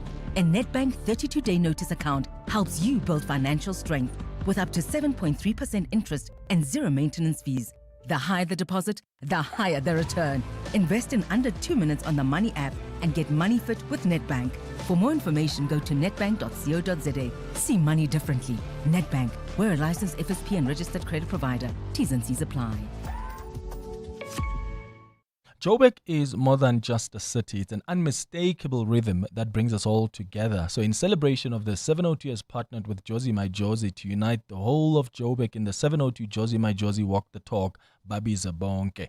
On Sunday, the 26th of July, we're going on a walk through the iconic Joburg CBD, and we want you to join us and be part of something special. Entries will open soon. In the meantime, stay tuned to 702 and get ready for the 702 Jozi My Jozi Walk the Talk, hosted by the city of Johannesburg. Walk with the people, for our Jozi. Babi Zabonke. More on primemediaplus.com. That's Liesel, before she got naked. Liesel checked her insurance premium and got angrier than the time a teenager called her Tani. So Liesel got naked and got comprehensive car insurance and a way lower premium in seconds, all on the Naked app. There we go, Liesel. Get a car and home insurance quote now at naked.insure and see how much you can save when you get naked. Naked Financial Technology is an authorized FSP. Get naked. 2026 is going to be a year of firsts when the Sanlam Cape Town Marathon happens for the first time in May. Love it. And continues to push to becoming Africa's first major. So, join Cape Town and the rest of the world when we rise again to run for gold and make history. That's what makes this one so special. By turning Africa's biggest marathon into Africa's first major. Putting Cape Town on the marathon stage with some of the greatest cities in the world, like London, Paris, Tokyo, Berlin. It doesn't get better than this. The Sanlam Cape Town Marathon, 24 May 2026. Get ready. The 2026 Sanlam Cape Town Marathon, proudly supported by 702. Go to capetownmarathon.com for more. 702. The Big Interview with Bongani Bingwa. It's 20 minutes now after 7 o'clock. So the Department of Health has set aside 74 million rand in the current financial year specifically to deal with legal challenges linked to the national health insurance. The policy is tied up in multiple legal battles, about 15 or so if I'm not mistaken. And these are cases challenging the policy, each costing the state between 2 and 3 million rand to defend, at least according to the Minister of Health. And these legal challenges are questioning both the NHI's design and implementation, but the cases that will be ventilated next month in the Constitutional Court relate to the public participation processes, which are alleged to have been rushed, rubber-stamped, and disregarded critical inputs from the private healthcare industry. But the reality is, these legal challenges are shaping the pace at which healthcare reform can actually happen in the country. So what do these delays mean for implementation? Professor Dr. Nicholas Crisp is the National Health Insurance Deputy Director General and Acting Director General in the National Department of Health, joining us on the line. Dr. Crisp, thank you for making time. Good morning. Morning, Clement, and morning to listeners. So 74 million rand is what's been earmarked for the NHI cases. How much has been spent on the legal fees so far? So thanks very much, Clement. We've so far spent over the last 2 years somewhere in the order of 30 million, a little bit over 30 million in the last 2 years. The legal challenge will be heard in the Constitutional Court next month is related to the public participation process. What else is being challenged about this policy? Because we're talking, 15 or so legal cases? Yeah, so Clement, let's try and unpack this so the public can understand. The two cases that are being heard on the 5th, 6th and 7th of May in the Constitutional Court are cases that have been brought firstly by the Board of Healthcare Funders and secondly by the Western Cape government. In each case, they are arguing something different, and they're materially different cases against different sets of opponents, or on our side and the government side. But essentially, the Board of Healthcare Funders is asserting that they weren't properly consulted over the past 20 years, and the Western Cape government is complaining about the process in the National Council of Provinces after the National Assembly passed the bill and forwarded it to the National Council of Provinces. So those are the only two cases that will be heard now. And the point about them is that should either party or both parties win, then the bill goes, the act becomes a bill again and goes back to Parliament. Should the state win, then we go to court. And that's where the costs really start to rack up. Because those challenges in the High Court are challenging a whole range of issues. People don't want the provinces to be integrated into the national system. They want them to be separate and continue to receive their money separately as they do now. They don't want the medical schemes to be managed in a different way. They want them to be managed like they're managed now. They don't want doctors to have to be accredited to be paid by the scheme. They don't want a whole range of things that are currently problematic in the health system to change. And so there are a number of themes, but each party is tackling it from a slightly different perspective. Okay. What does this barrage of legal challenges, Dr. Crisp, tell you as government about this policy? Because the legal challenges are not coming from one sector, are they? So has there been an opportunity to sit down with those that are challenging the policy to try and find common ground? Because all this money being spent on legal fees could be used for fixing up our healthcare system. Yeah, look, it's always unfortunate when people don't sit down and talk to one another, but we've had 20 years of talking to one another and still got to this position where there will obviously be parties whose business models are going to be substantially altered. Their profit margins are going to be significantly curtailed, and the way in which healthcare is going to be delivered will be a lot more equitable for the poor and the rich. And so those who have particular interests in maintaining the status quo or running the system in the way it's run now are obviously going to complain, and it's their right to do so, and that's fine. But it is an unfortunately expensive process, especially if you think there are 8 different parties in the High Court, and if each of those parties has got 2 senior counsels and a number of junior counsels, it's a huge number of lawyers that will be going to court. On our side, we have 5 senior counsels and 9 junior counsels, and we are defending, as you said, this multiple number of court cases. Yeah. So, it depends on how one manages it. But we do budget for these things. We have a lot of legal challenges for other things that happen in the health system, and so we are geared to deal with this. these legal challenges are not only costing a lot, but they're delaying implementation. So how affected is the rollout plan by these cases? Yeah, so obviously it's unfortunate that it delays things, but there are a whole lot of what we call system strengthening issues which have to happen anyway. So we are focusing our attention on those. They relate to improvements in health infrastructure in the public sector, changing the way that pricing and tariffs are fixed in the private sector, which, as you know, has got out of control.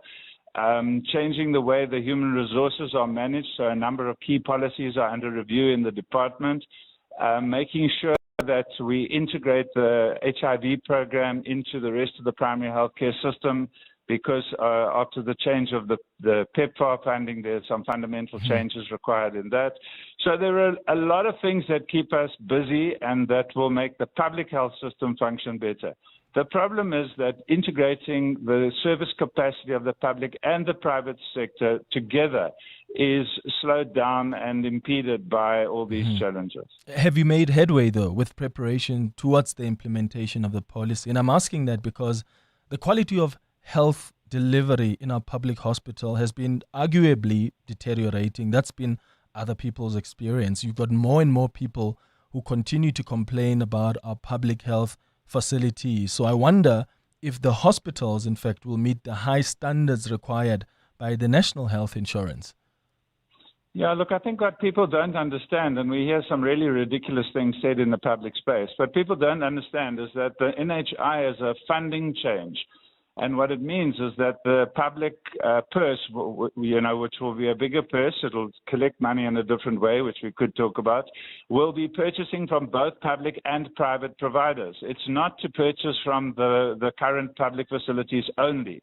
So where we have an overburdened public facility system at the moment, and that's part of the problem, that large numbers of people are coming to these facilities. It's difficult to maintain them under the circumstances, and the queues are long and so forth. But we have a private sector that has spare capacity, keeps telling us they have some spare capacity, but there's no money in the public purse to pay for poorer people to use that spare capacity. And when we talk capacity, we're not talking just about beds in hospitals. We're talking about thousands of general practitioners. We're talking about all the specialists that are sitting in the private sector who could be available and have their services purchased by the public purse to look after a lot more people. But how ready are our facilities for the NHI, Dr. Crisp? I guess is the question I'm asking. Like, how ready is the public health system? Because my understanding is that many health facilities have been failing the norms and standards that health institutions need to comply with before the NHI is implemented.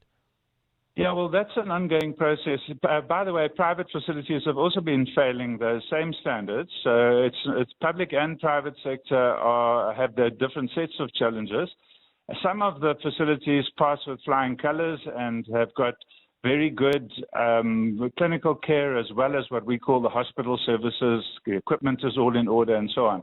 And then there are others that are really, really way behind and are going to take many years to catch up. So the intention of these processes is to get the processes in place, make sure that the managers of those facilities understand where they are falling short, and then in their budgets that every year they are systematically improving. And there are definite signs that they are improving, but there's clearly a long way to go. Clearly a long way to go indeed. Dr. Nicholas Crisp, thanks for chatting to us. National Health Insurance Deputy Director General, also acting DG at the Department of Health. EWN Business. Mateo, prices for goods and services have gone up in the past month, but the worst is still to come, right? Yeah, the number that came out yesterday at 3.1% showed that inflation is up and was up in March, but stats are reminding us that they haven't tallied the numbers going into the war and what we've seen from the oil crisis. So those are still to come in May. Annual consumer price inflation rose to 3.1% in March 2026, up from 3% in February. The CPI increased by 0.6% month on month in March. The central bank says it expects headline inflation to be higher in the near term, the next 3 months, and average 3.7% this year before easing back to a target by late 2027. The market is pricing in 2 interest rate hikes this year as a result, so consumers will have to adjust to higher interest rates. Now, the numbers show that the expected price adjustments for the higher fuel price have not kicked in yet. Education inflation, which is a number Stats SA always releases around March, is quite high in South Africa, sitting at 5.4%.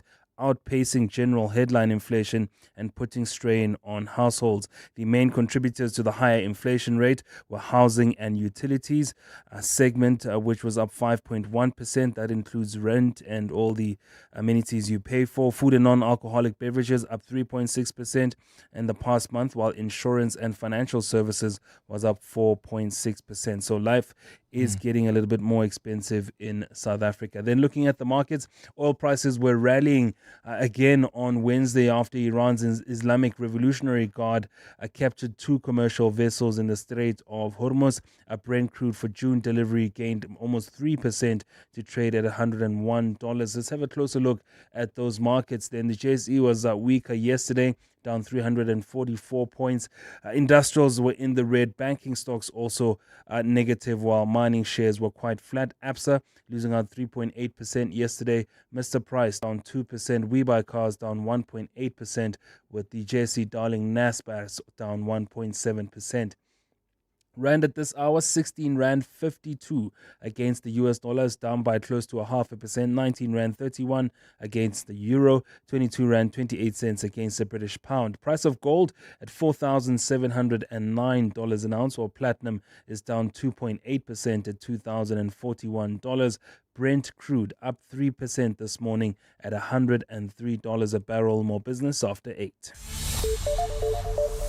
7:32, Sfiso Zulu has the latest in Eyewitness News. Sfiso, what's been happening at this boutique hotel in Northcliffe? It looks like many of these compromised cops have been frequenting this place. Yeah, that's right, Clemens. It was part of testimony by suspended Citibank Police Commissioner Abraham Kwashu at the Madlanga Commission. And it emerged that he's the latest top cop to admit to attending parties at the infamous White House on the Hill Boutique Hotel. And that's in Northcliffe. The venue is known for being the preferred location for meetings between senior police officials and private individuals, allegedly to influence outcomes of criminal investigations. The White House has featured prominently at the Commission of Inquiry, with at least 2 officers having testified previously that highly sensitive investigations were discussed at the presence of civilians. Testifying before the Commission yesterday, Nkwashu said that he has been to the White House several times, but strictly for social purposes. The gatherings at the White House were ordinarily arranged by colleagues or our colleague, Major General Richard Shibiru, who appeared before this commission. Commissioners, to the best of my knowledge, the purpose of these social gatherings was very innocent and was very lawful, according to me. It was ordinarily to bring camaraderie, which is a friendship and a close relationship. The EFF in the Eastern Cape says it's preparing to lay a formal charge of misconduct against a state prosecutor in Julius Malema's firearms case. Malema's lawyers wrote to the Director of Public Prosecutions alleging Advocate Joel Caesar abused his power in the matter. They want action to be taken against Caesar, accusing him of releasing a rifle used by Malema to its owner before the case was finalized. Malema was last week sentenced to 5 years imprisonment in the Gukompo City Magistrates Court, pending an appeal in relation to firing the weapon in public in 2018. EFF Eastern Cape Provincial Secretary Simetemba Madigizela. With the prosecutor, we are going to lay a complaint and also open the case immediately when the week begins next week. Western Cape High Court Judge Robert Henney has warned alleged Underworld gang boss Nafis Modak not to delay the high-profile trial against him any further. Modak and 14 co-accused face 122 charges, including murder, extortion, racketeering, fraud and money laundering, all linked to the alleged operation of a criminal enterprise. The matter was set to proceed yesterday but was delayed yet again after Modak's lawyers requested a postponement. Carlo Peterson was in court. Earlier this week, Nafis Modak told the court he intended appointing a new legal aid lawyer. Yesterday, Advocate Bashir Sibda confirmed he will continue to represent Modak, putting that issue to rest. Sibda was then criticised by presiding Judge Robert Henney for failing to produce a new witness to testify. Henney questioned why the court was assured a witness would be ready, only for the matter to be delayed. Henney granted the postponement, with the defence expected to call its witness next week. Carlo Peterson, Eyewitness News. And Israel has killed 5 people, including a journalist, in Lebanon, despite an ongoing ceasefire. Ahead of the talks later today, Israel called on the Lebanese government to work together against Iran-backed militant group Hezbollah. The two governments, which do not have diplomatic relations with each other, are set to hold a second round of talks brokered by the U.S. in order to end more than 6 weeks of fighting between Israel and Hezbollah that began on March the 2nd. Lebanon will reportedly request a 1-month extension of the ceasefire during the meeting with Israel. Israeli attacks on Lebanon have killed at least 2,454 people since the start of the war, according to Lebanese authorities. A cloudy day in store for Gauteng, with showers expected today. The temperatures are at lows of 12 and 15 degrees, peaking at highs between 16 and 18. And in the traffic, we've got delays along Modderfontein Road. The R25, in fact, it's an accident in the Kempton Park area, causing about a 20-minute hold-up just as you come out of Zoutfontein Road. There's also queuing traffic reported on the N12 and the R24 West between Inville Road and the Giluli's interchange. Peak time delays there. The top story this hour: Abraham Kwashu is the latest top cop to admit to attending parties at the infamous White House on the Hill, a boutique hotel in Northcliffe. Hey Mom and Dad, did you know that the magical sale is back at Discount Baby City? Do you have everything for us? How about nappies? What about strollers, car seats and cots, and so much more? All at magical prices. Let's go, let's go, let's go! Look out for the Better Rewards icon and get 10% off on top of the promo price. Get to Discount Baby City for the magical sale.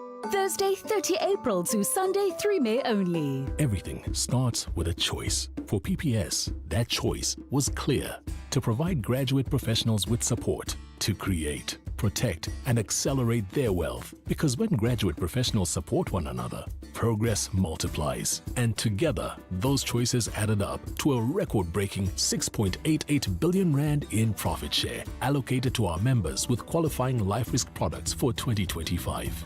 At PPS, we know the whole adds up to more than the sum of its parts. Visit pps.co.za to see how it adds up for you. PPS, success is better shared. PPS is a licensed life insurer, controlling company and authorized FSP. Profit share allocations depend on PPS's operating and investment performance. Hey guys, this is Robert Marawa, Hollywood Bet's brand ambassador. Playing responsibly is part of the winning strategy. Make smart choices and continue to score. If you or someone that you know needs help, call the South African Responsible Gambling toll-free counseling line on 0800 006 008 or WhatsApp help to 076 675 0710. Hollywood Sportsbook is a licensed betting operator. Hollywood Bet supports responsible gambling. No persons under the age of 18 years are permitted to gamble. Winners know when to stop. 702.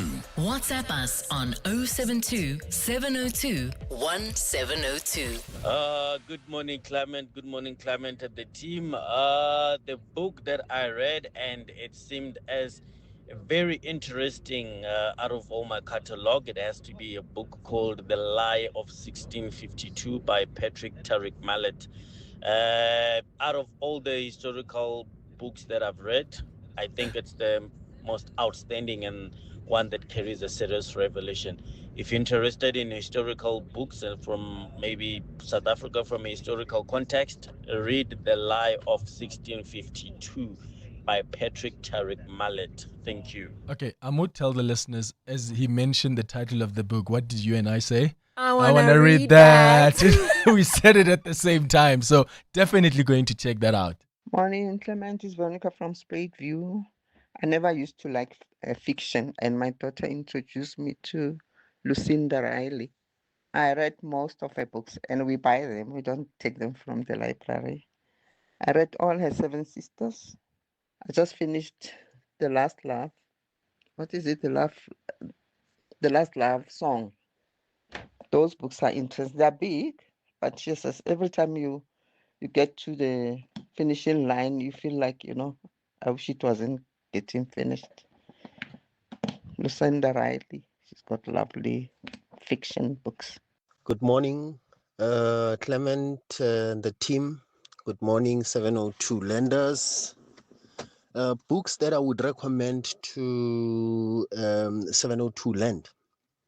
The Wealth of Nations by Adam Smith, and A Testament of Hope, the autobiography of Ntate Sam Mutsuenyane.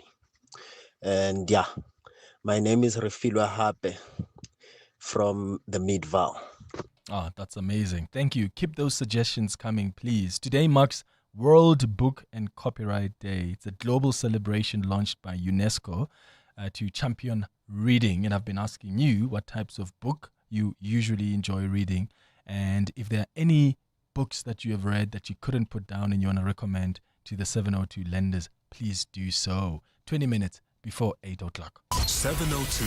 What's the question? What's the question is brought to you by Outsurance. It's your chance to win up to 3,000 Rand in cash. First 1,000 Rand for the answer, and then a little later 2,000 Rand if you can give us the question. SMS out to 45142 now, and you could save on car insurance. If you don't, you can ask for 500 Rand. Today's answer comes from Billy, who is calling us from Soweto. Billy, good morning.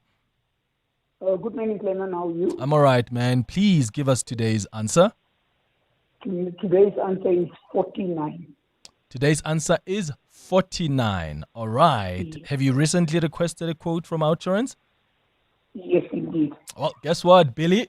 Congratulations to you. You have won yourself 1,000 Rand in cash, all thanks to Outsurance and 702.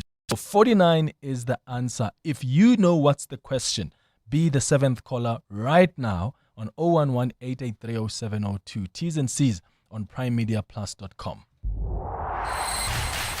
EWN Sport. Cindy Paluta, the Protea women put up a brilliant performance yesterday. Sure.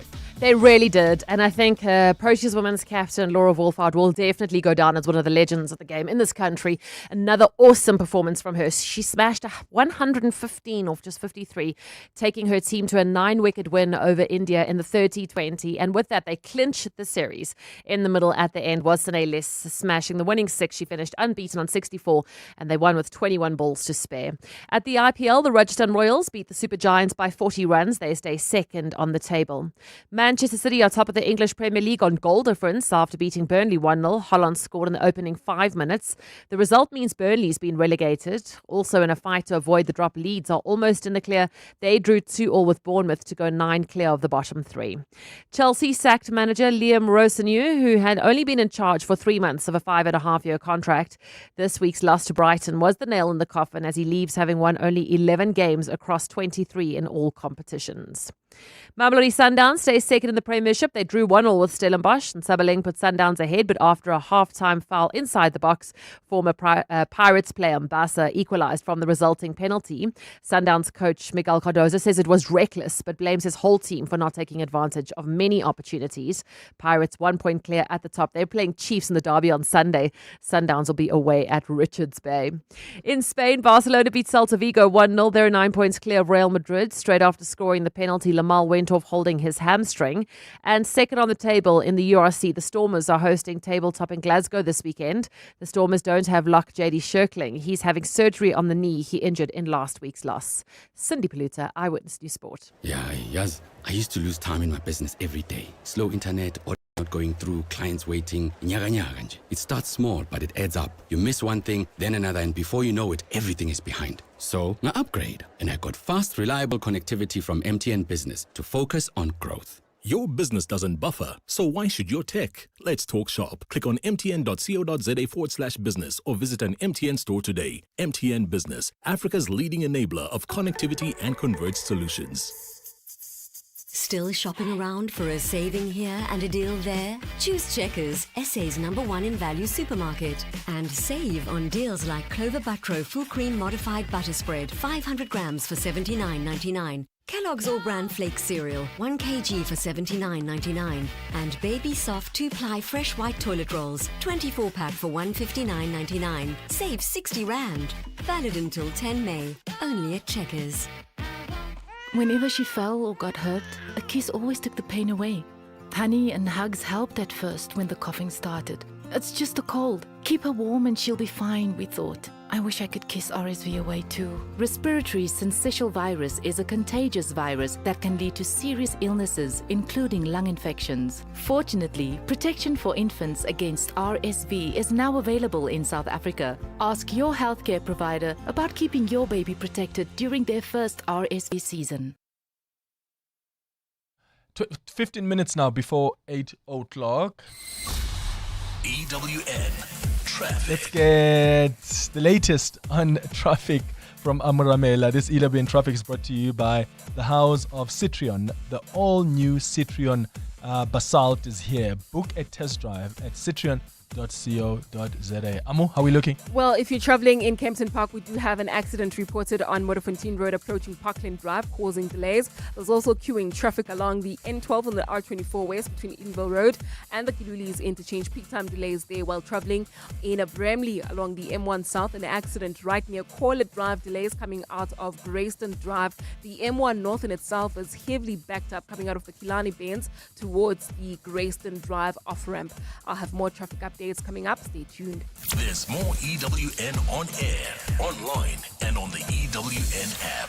The all-new Citrion Basalt is here with keyless entry, wireless Apple and Android CarPlay. It's made to look good and make life easy. And that 470-litre boot, well, it's ready for every outfit change and then some. The all-new Citrion Basalt Coupe SUV from 354,900 Rand. Register now for limited launch deal assist of up to 40,000 Rand. Book a test drive today at citrion.co.za. T's and C's apply. 702.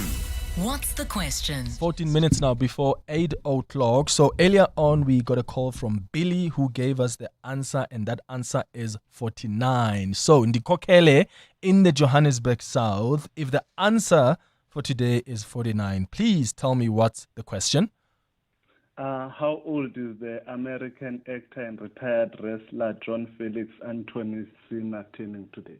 Oh, wow. How old is John Cena? Because John Cena, in fact, today celebrates his 49th birthday. He was born on this day back in 1977, having built a legacy as one of the most dominant figures in wrestling history. And have you requested a quote from Outsurance, Dikokele? Yes, sir, I have. Well, congratulations then to you, Ndikokele. You walk away with 2,000 Rand in cash, all thanks to Outsurance and 702. In fact, speaking of John Cena, take a listen to him telling ET's Danny Director in February that he's retiring from WWE after a 25-year career. A lot of fans found themselves so emotional over your retirement, and I'm sure, I can only imagine how emotional it was for you, but what's it like for you to now put that chapter behind you? You know, it's something I wish I could do forever. I think the reasonable approach is to understand when it's time to step away, and this was a process that took like 3 years. I had the idea, pitched the idea, 15 months later we announced the tour, and then a year we had the tour. So I did have plenty of time to get into a space that, like, okay, my in-ring performance for WWE is over. I'm happy that we did, I thought we did an incredible year of business. And certainly the audience has talked about it, and I'm very grateful for that. Yeah, it certainly wasn't impulsive, it sounds like, so this was all planned out. Oh, happy birthday to him.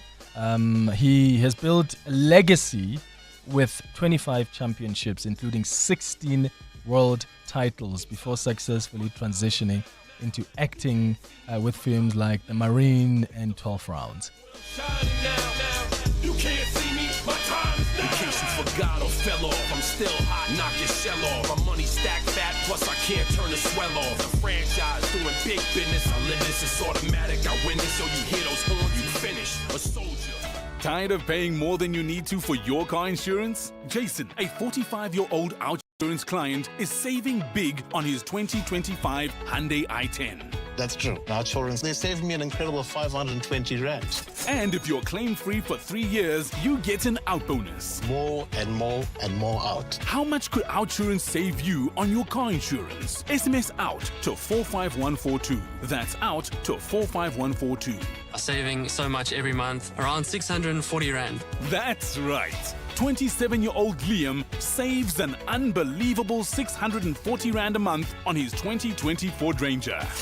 Enjoy benefits like panic assistance, which sends the nearest medical or armed response unit to you wherever you are. Get a quote now and see how much OutSurance could save you.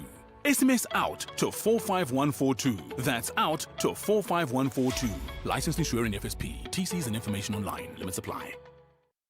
The Aubrey Masangu Show on 702. I cover on my show issues of advisory, whether it is legal matters, whether it is financial matters. I cover day-to-day issues as far as current affairs are concerned. I cover the politics of the day and how we as South Africans are interpreting them. My listener is a curious 702 lander. They want to know what are the backstories, the stories behind what we are hearing on the airwaves. They want to understand what drives the different issues that have us talking. What I love about the 702 family and 702 Land is the fact that we have 702 landers who are responsive, who are present, who care about their communities and who want to know how they can be a part of the process of making our areas better, but also our country better. And that for me is a great privilege. I am totally indebted to the providence out there to be talking to these people on a daily basis. The Aubrey Masangu Show, weekdays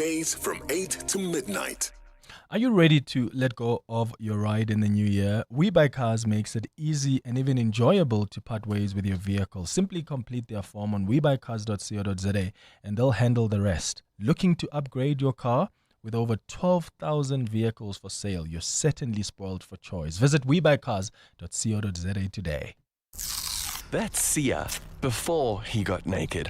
Sia had a bumper bash and had to reattach his fender using duct tape and a prayer. So Sia got naked. He got comprehensive car insurance in seconds and can now submit claims instantly on the Naked app. No more arts and crafts for you, Sia. Cover your car and home now at naked.insure and see how easy insurance can be when you get naked. Naked Financial Technology is an authorized FSP. Get naked. Welcome to Nando's Testimonials. Real reviews by real people. Today's testimonial comes from Jeff in Kempton Park. Now, Jeff seems to be a man of very few words. We've asked him to use his few words to tell us what he thinks of our flame-grilled peri-peri full chicken with any two sharing sides for $2.83. Jeff? Nice. Well, there you have it. When the meal is such a mouthful, you really only need a few words, I guess. Nando's. Oh, what a place. 702. 702. What's gone viral? With Kabazela. 8 minutes before 8 o'clock. Kabazela, good morning. Good morning, Clem. You well? I'm good, man. What's the first story you're telling us about? We've been having a big debate about pro-neutral this morning and whether or not it is indeed still the pro-neutral of the past. Yeah, so I've been seeing these on social media for quite some time now, and people are so upset about the new recipe of Pro-Nutro. It just doesn't hit the same as the old one does. It doesn't mix as well. It doesn't taste the same, and it really is not going down well. And I mean, you may consume it every morning, or your children do. I mean, I have a mate, every time he comes back to South Africa to visit every 2 years, he has to have chocolate Pro-Nutro, and he eats it in the morning. He eats it for dessert after dinner, and he just eats all these bowls of Pro-Nutro.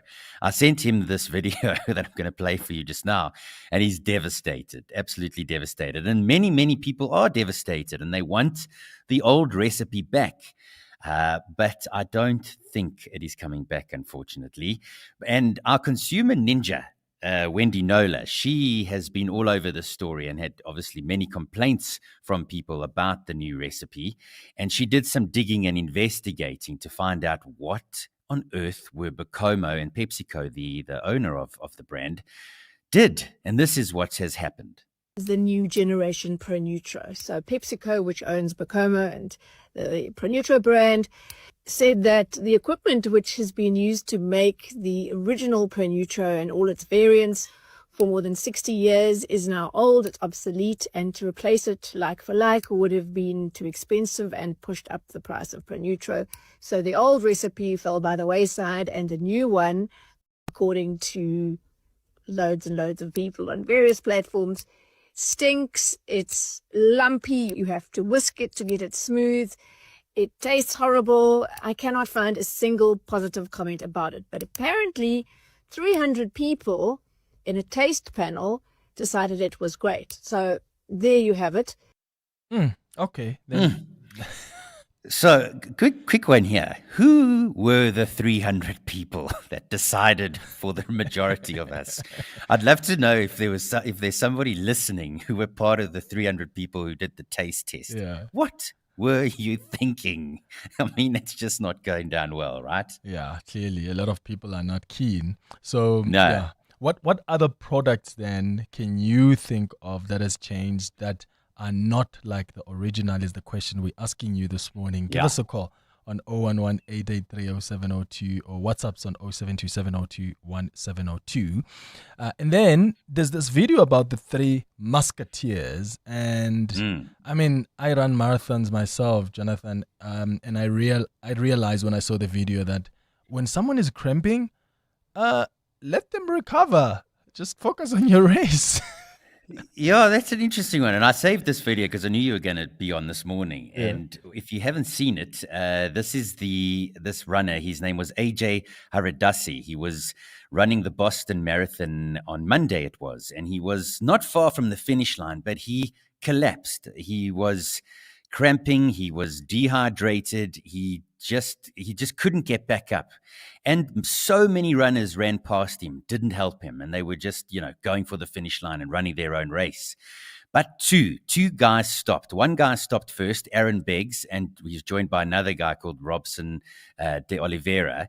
And they decided to help this guy and put him, basically between the two of them, arms over the shoulders, and helped carry him over the finish line.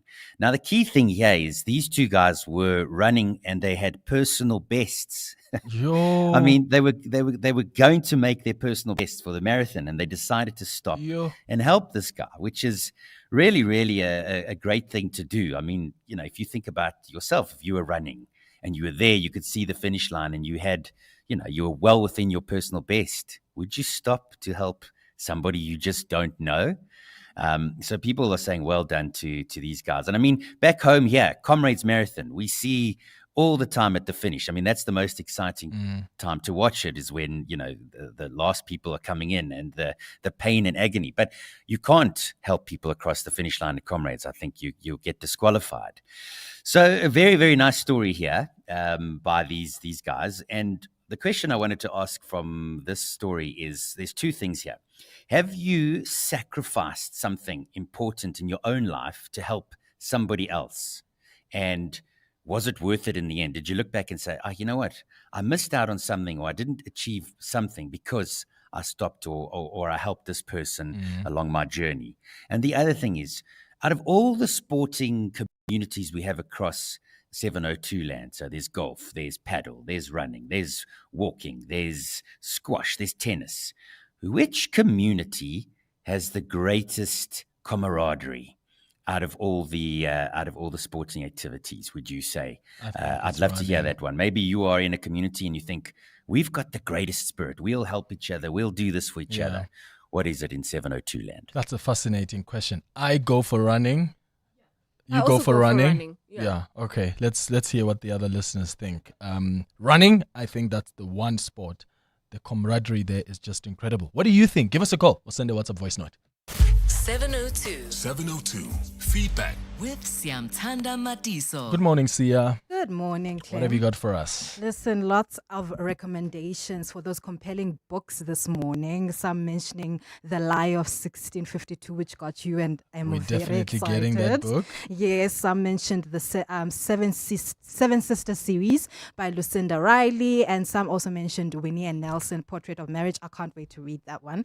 I haven't read it. So lovely ones. But also I would love for you guys to recommend children's book, like which ones could make your child be interested in books. Because I remember when I was in grade 6, Love David by Diane Case made me interested in reading books. It was such a fantastic book. So please do recommend if you have any children's book that could make people, young kids, interested in it. Also, we did hear your complaints, guys, on Whiz Quiz.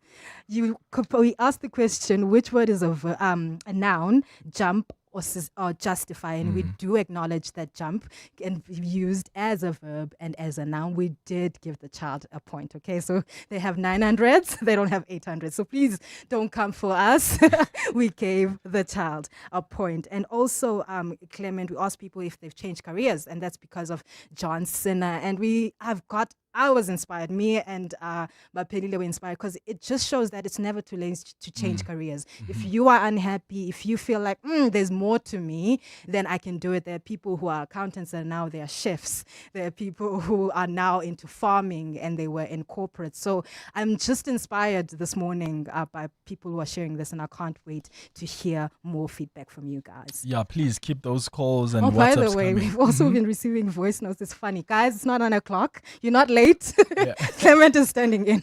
Okay, so they think they're late Yes. for work. No, relax. I'm standing in for Bongani, so you're still within time. Do not worry. But please keep your calls and your WhatsApps coming. 011-883-0702. Have you set a reset on your career? You were doing something else and then you decided later, I want to change it, and has that paid off?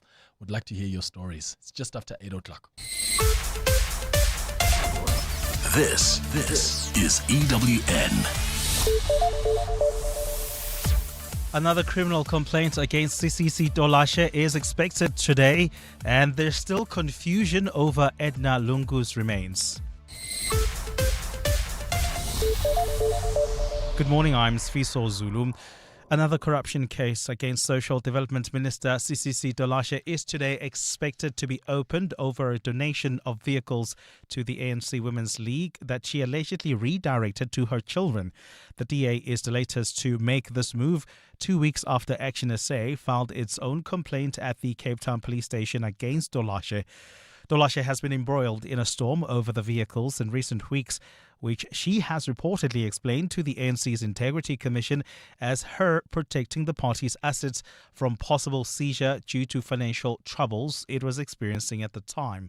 Lindsay Dentlinga reports. Action SA MP Derrylene James laid a criminal complaint against Minister Sisisi Dolashe in terms of the Prevention and Combating of Corrupt Activities Act after the Daily Maverick revealed that it appeared she registered the donated vehicles in the names of her 2 children instead of the ANC Women's League for whom they were intended. Both Action SA and the DA followed up their criminal complaints with grievances to Parliament's Ethics Committee and the Public Protector. Over the weekend, the Sunday Times reported that Dolashe has explained to the ANC that she did not declare the donated vehicles to Parliament because they were merely in her family's possession for safekeeping. Now, DA MP Nazli Sharif says she will ask the police to conduct a full and independent investigation regarding the registration of the vehicles. But Action SA has slammed the DA for duplicating its work and says the party is clawing for relevance. Action SA says it's actively pursuing further leads and working to expose other ministers believed to be connected to the scandal. Lindsay Dentlinger, Eyewitness News. Suspended EMPD Deputy Chief Julius Mkhwanazi and Ekurhuleni City Manager Kagiso Lerutla are expected to bring a bail application at the Boksburg Magistrates Court this morning. They were arrested on charges including fraud and corruption. Their case was postponed earlier this week to allow the defense time to prepare for the application. The Ekurhuleni Metro yesterday announced that Lerutla has taken special leave while he deals with his charges. Dimakatso Leshoro reports. Julius Mkhwanazi and Ekurhuleni Municipal Manager Kagiso Lerutla are facing Schedule 5 charges that include fraud, corruption and defeating the ends of justice following their arrests at the weekend. This relates to offences allegedly committed in 2019 when Lerutla had been arrested for speeding.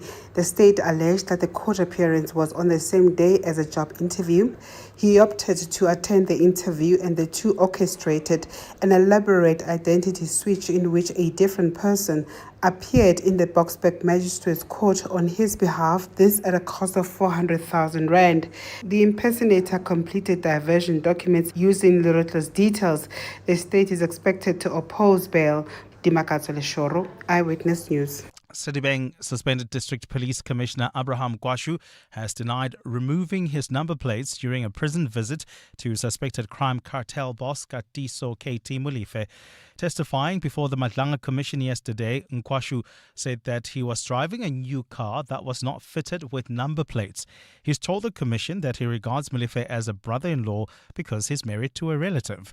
Tabiso Goba reports. On the 6th of December 2024, Katiso KT Molefe was arrested on suspicion he orchestrated the killing of Vereniging engineer Armand Swart. Following his arrest, SAP's District Commissioner for Sedibeng, Abraham Nkwashu, says he received a call from his distressed sister-in-law who wanted help in delivering fresh clothes to Molefe. At the time, Molefe was being remanded at the Groenpoint prison in the Free State. It's been alleged Nkwashu tried to keep his visits to the prison under wraps by removing the number plates from his car. However, he denies this, saying he identified himself to the prison officials and signed the attendance register. It will be upset to remove registration plates after openly identifying myself to both the officials. The truth is that my car was new at the time and had not yet been issued with formal registration plates. Nkwashu says he purchased the car 2 months prior to the prison visits. The National Road Traffic Act states that new car owners have a 21-day grace period to fit registration plates on their vehicles. Tabiso Goba, Eyewitness News. And lawyers for late Zambian President Edgar Lungu's family have obtained an urgent court order compelling South African police and the Zambian government to return his body to a mortuary in Johannesburg. The Zambian government yesterday acted on a 2025 judgment of the North Gauteng High Court, granting it permission to repatriate Lungu's remains for a state funeral and burial. Since his passing, Lungu's family has been in and out of court in an effort to have the statesman buried in South Africa.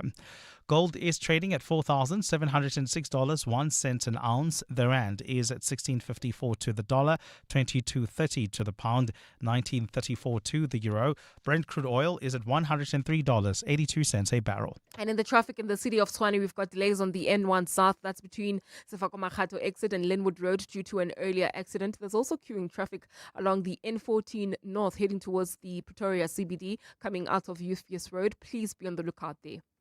And in your sport, will the English Premier League come down to goal difference? City are top after beating now relegated Burnley 1-0.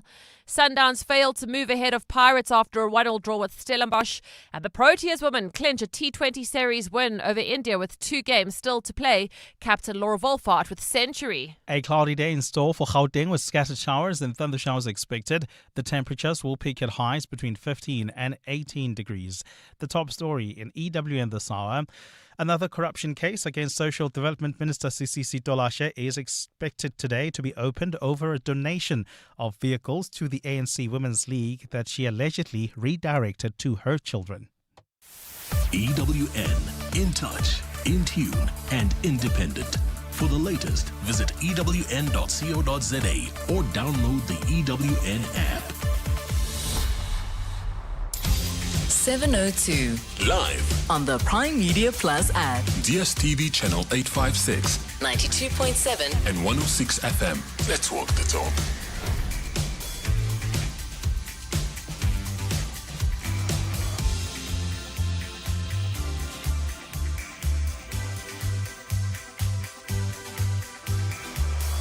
Eight minutes after 8 o'clock. Sanbonani, good morning. Bonjour, dumelang. Welcome to the third and final hour of, nearly said, the Clement Manyatela Show, but that is not.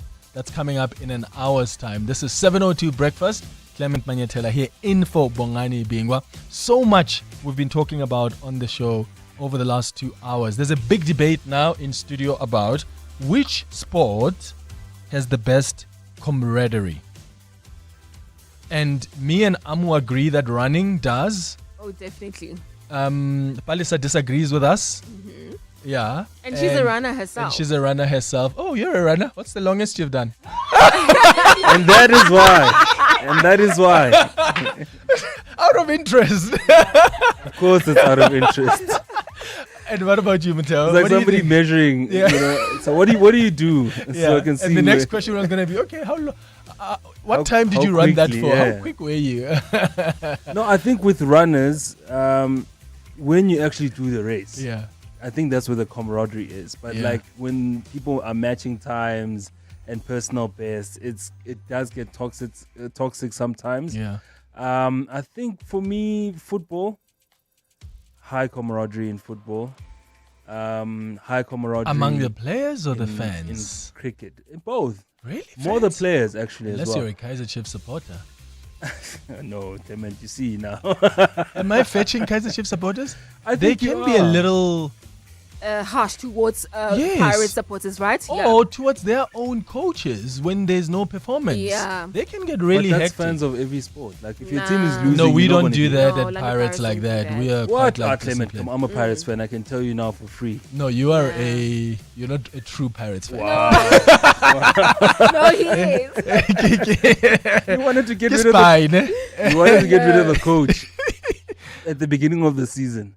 Were you not part of that club? That I wanted- was, exactly. but I wasn't throwing things at the coach at the And stadium. we're not even saying directly to the to the coach, it's a conversation we have amongst ourselves. Kaiser Chiefs Have you fans will seen do that. Kaiser Chiefs supporters at the stadium? They even went and had a march to the Neturina house, Yeah. to the Kaiser Chiefs house to say we don't want a coach. So I'm just saying, yeah. So soccer, We're you think? called the Pirates for a reason. Yes. Okay, what do you think is the sport with the best camaraderie? Give us a call on 011-883-0. So what about golf, guys? I mean, that is very, very competitive. Nah, it's competitive. I don't very think there's camaraderie judgy. there. Where What you bag do play, you have? whether Where do you're you a play? member. Are you a member? What's your handicap? What are your clubs? Are they just your technique just alone? what's your swing? Yeah. Eh? Sometimes you post a video doing a swing and then someone just corrects you. Oh, hey, do this, move this, don't move this. I'm like, is it not coming from a good place? Probably is, but can you allow me to just enjoy my golf? Unless we're playing together, and I ask for their advice, because sometimes when we play golf, some people just give you unsolicited advice.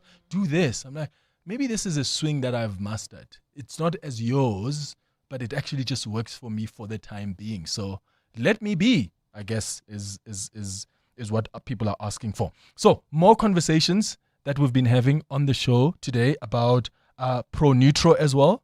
A lot of people are not happy, apparently, with the new recipe. But apparently there are 300 people that approved it. And Jonah has been asking, who are those people? So let's listen to some of the WhatsApp voice notes that have come. 702. WhatsApp us on 072 702 1702. 702 land and the 702 team. In discussion with what has changed or what is not doesn't taste the same any longer. It's basically everything. All your cereals have got this terrible taste. Cocoa Pops, not what it used to be. Pro Neutral, my goodness, Pro Neutral, what I remember it to be and what it is, the color, the texture, everything has changed since the time I used to eat it as a kid. And yeah, there's nothing tastes the same. Go and look at Coca-Cola. Coca-Cola doesn't even taste the same anymore. Coca-Cola it's horrible. Nothing tastes like it used to. Vegetables don't taste like what it used to. Fruit don't taste like what it used to. They have changed everything around. Nothing is what it used to be. Thank you. Morning, Clementon team, Charlotte and Rutherford. I am in support of NHI, but perhaps the little bit of delays and the unfortunate court cases, as costly as they are, could be looked at as a measure of refining this tool. Because we do have experience of government passing legislation and then later on having to go back and do amendments to section this and section that. And then we have a lot of amended legislation. So let us refine this tool, let us argue amongst each other until at implementation stage, it's a better tool for the country. Thank you. Great show. Thank you. I just wish that they could also sit down and talk, because this barrage of legal challenges tells us something about this government policy, because the legal challenges are not only coming from one sector.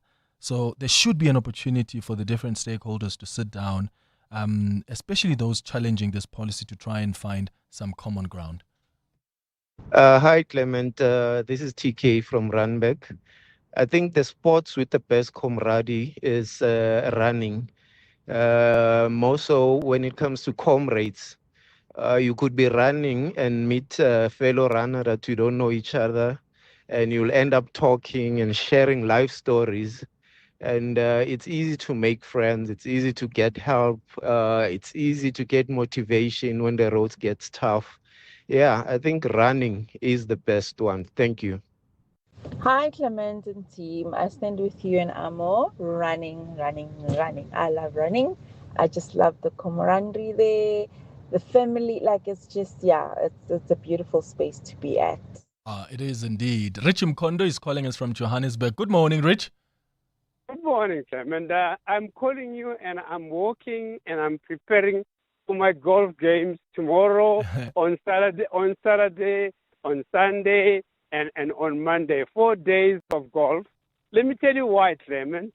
Since I started playing golf 11 years ago, I think I've met more than 100 people, and I've actually made other people to make friends from my friends. And they even become more friendlier to them than to me. That is camaraderie at Clement. There's no other sport. And by the way, also when you arrive at a golf course and you find that maybe you're coming with your friends, you play with someone you don't know, and then you become friends. And I'm surprised how I've become to know a lot of people just because of the sport. I actually owe you a game, Rich. You've invited me a couple of times, but I promise we're going to play together. But here's my experience, Rich. I think on the golf course, there are people who, it's almost like there's a hierarchy. There are certain people you play with, and they constantly remind you of the rules as if you're not aware of them. So they'll tell you, about whether you're marking your ball or where's your marker. So certain things where, it's a social play. Sometimes we don't really have to be that hectic with the rules. And they go, oh, you're not supposed to put that club there. Where's your marker? You're supposed to have this. And sometimes I just find, and they know that someone is probably new in the game, but they constantly just bring up these barrage of rules. And I just find sometimes that makes people feel, maybe I'm not worth this. Maybe I shouldn't be playing golf. You are dead right, Simon, but every sporting activity has got its own actually rules, including soccer. There is a penalty, you can't hold someone. Exactly. So, and of course, you can't actually walk over the place where I marked the ball. Because if I putt, then the ball is going to go to a different space because you actually walk. Or you can cough. So yeah, but before Rich hits his driver. But you know what you should do, Clement? Yeah. When someone said does that, just take a deep breath and say it's part of character in someone, in a human being. Yeah. Some human beings are just too tight. You get the point? They want rules to be followed. Some others are actually just open-minded. Okay. I'm very open-minded. Yeah. All right. Anyway, I'll wait for your call, Clement. I'll wait. I will call you, Rich, and I hope you'll be easy on me. Okay.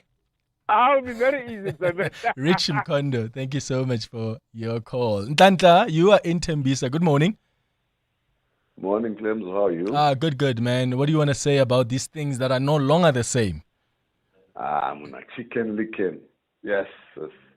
They changed everything in chicken licken. Really? But chicken, I still like chicken licken. It's still the same to me. No ways, Clems. I think you guys started chicken licken now. If you can ask people who used to eat chicken licken in the late 90s, 2000, when there was still that stomo meal for it. They changed everything. I no longer even like chicken licken. Now it's just too chilly. I don't even know what it is. Too salty. Hey, you can say that again. It's too salty. Very, very salty. All right, Ntantla, that's interesting. Mateo, you were nodding there. Yeah. There's a lot of things that have changed, including chicken licken. So South Africa had a health promotion levy in 2018. Remember the sugar tax? Yes. And I think that's really changed a lot of recipes, especially for things like cereals and fizzy drinks, because they're not as fizzy and sweet as I remember them when I was growing up, you know.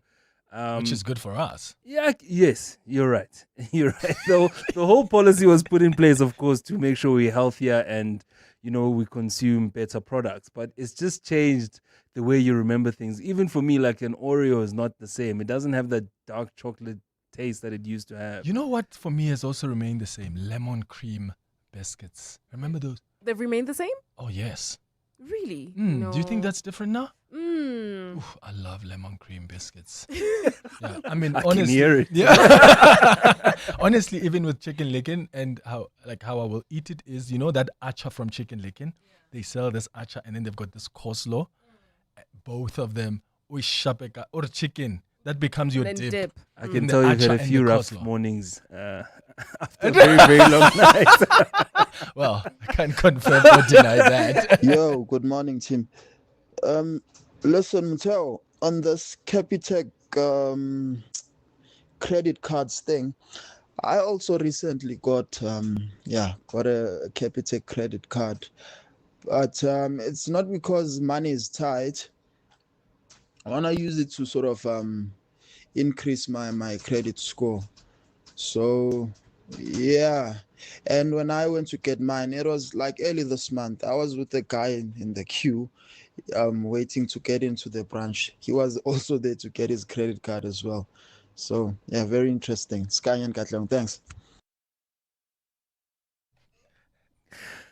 Yeah, well, that's a fair comment. Given that a lot of people get credit cards for different reasons, some want to, have access at the airport for the suite there while they wait for their flight. Some people want to increase their credit score. What some people do is that they'll take their salary pay into the credit card, so never really use the amount that's on the credit card. They use their salary.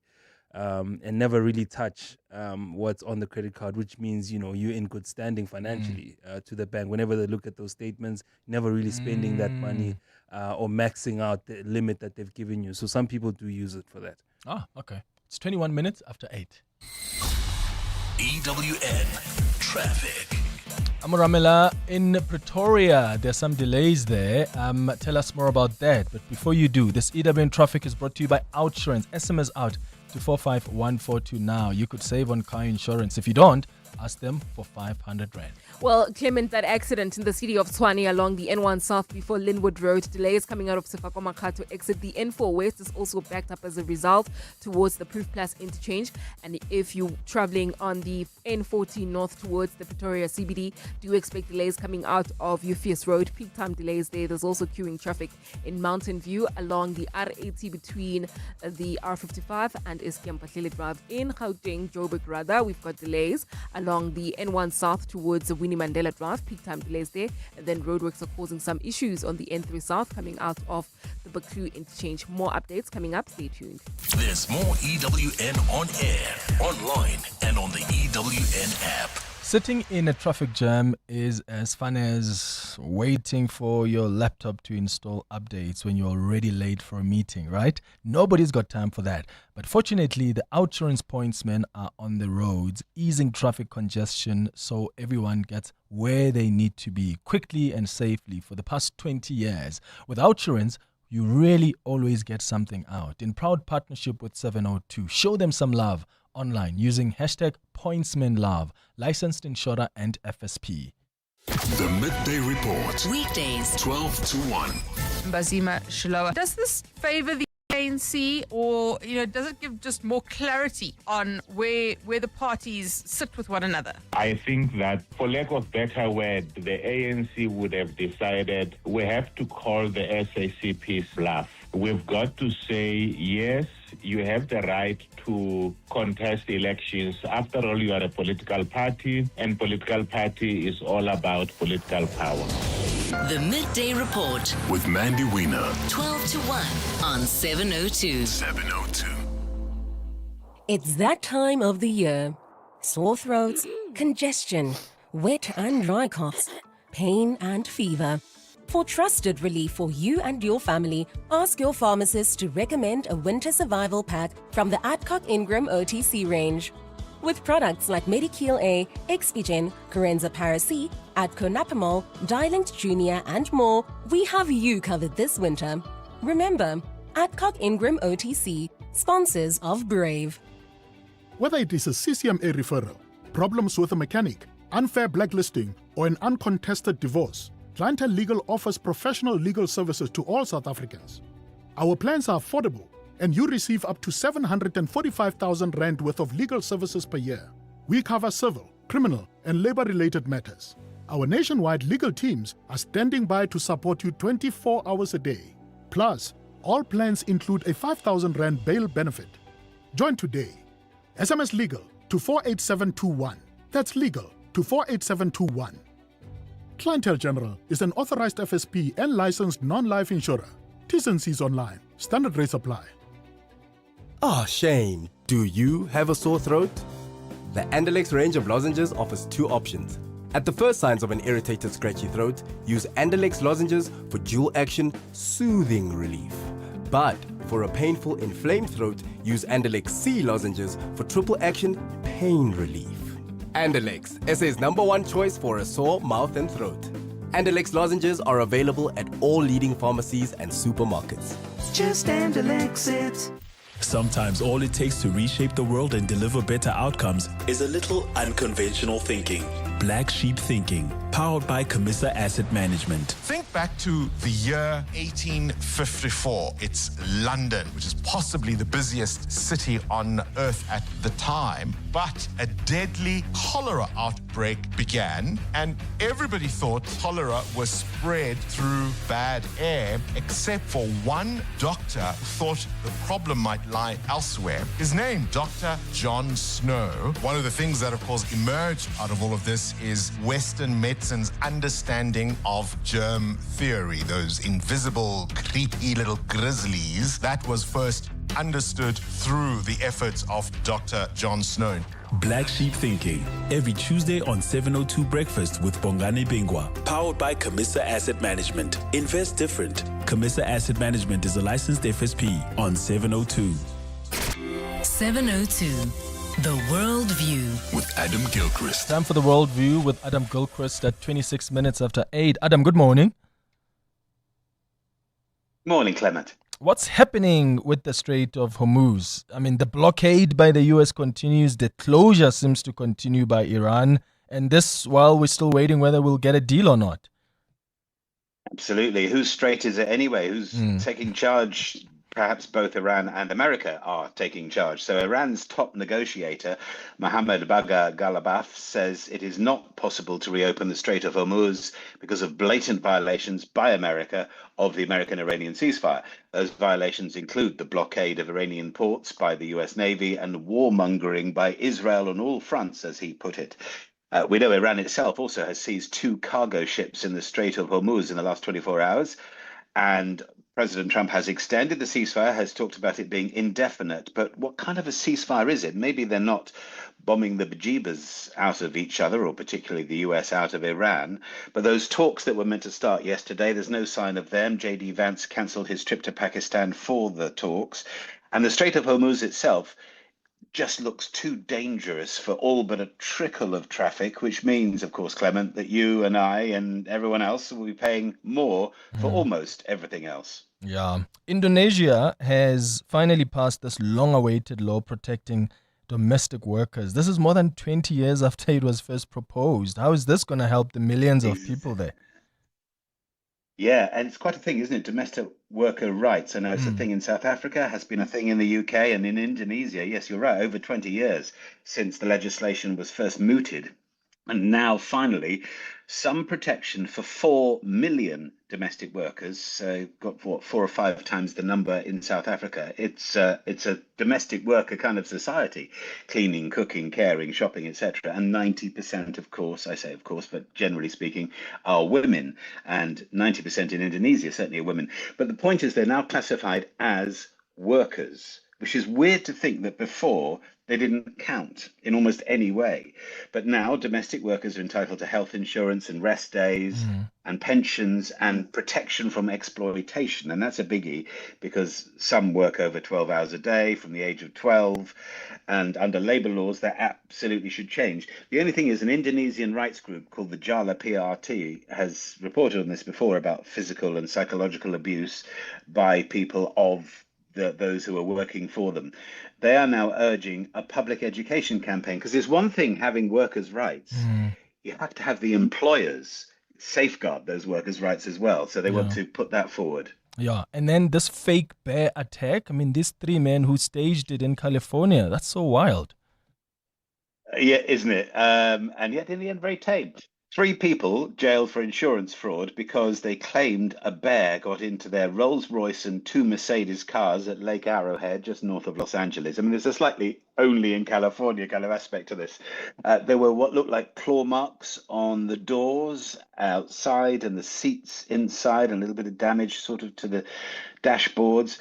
There's a video even from a camera nearby of the bear entering one of the cars and rooting about. They claimed $140,000 worth of damage. There's one thing you know about human beings is that if we dress up as animals, we don't particularly look like animals. So it was all, in fact, one guy in a bear costume with barefaced cheek and barefaced lies attached.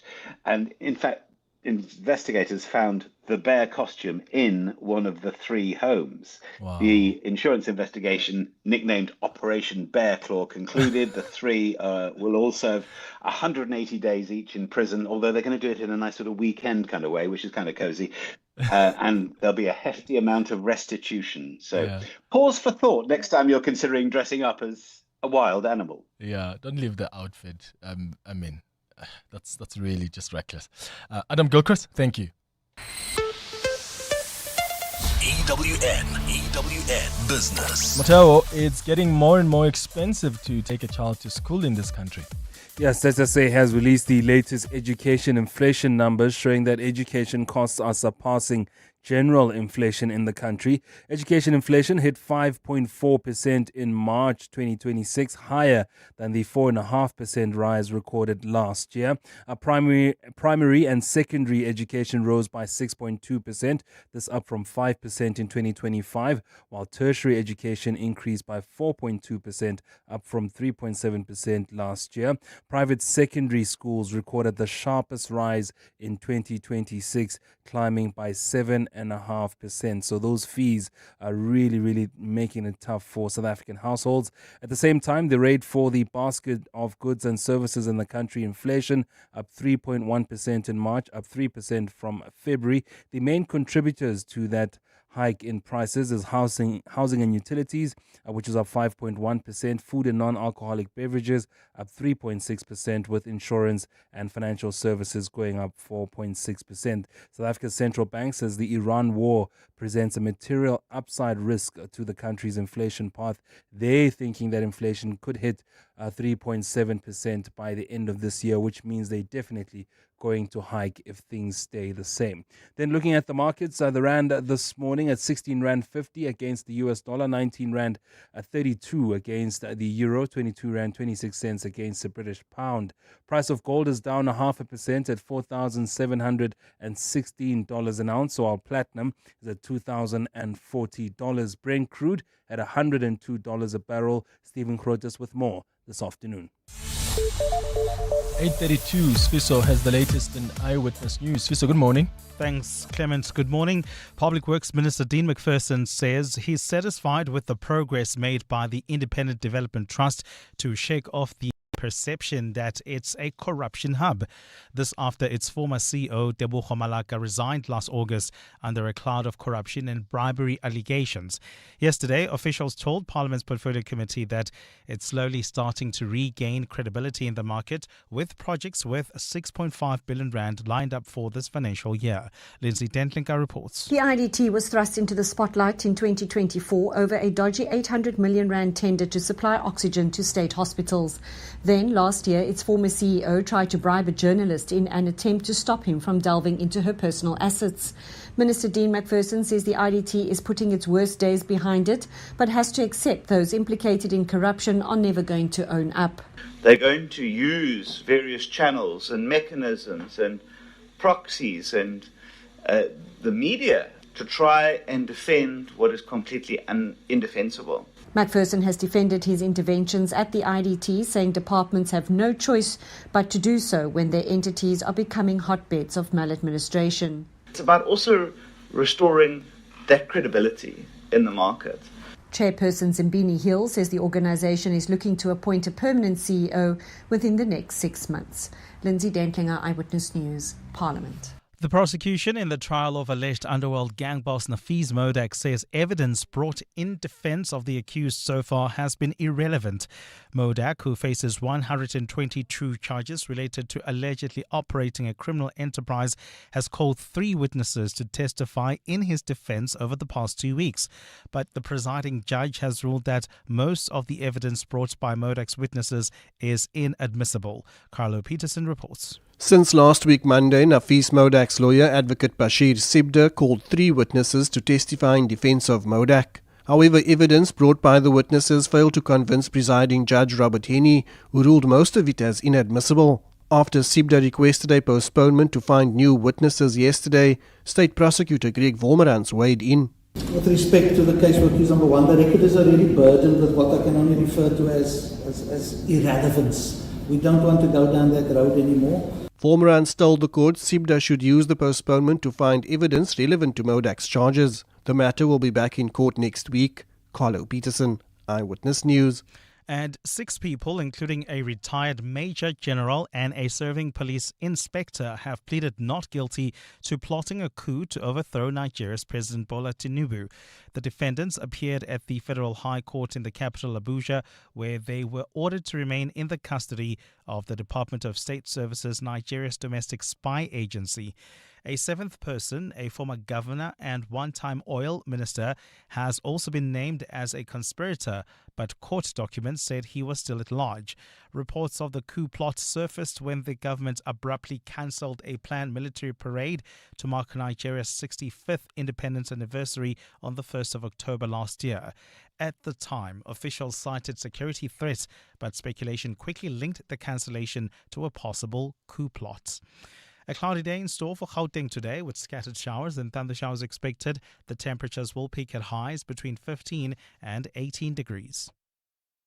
And in the traffic, we've got delays on the N3 North approaching the Kilulis interchange. That's due to roadworks. There's also queuing traffic along the M1. This is in both directions between Grayston Drive and Corlett Drive. That's due to an earlier accident. The top story this hour, Public Works Minister Dean McPherson says he's satisfied with the progress made by the Independent Development Trust to shake off the perception that it is a corruption hub.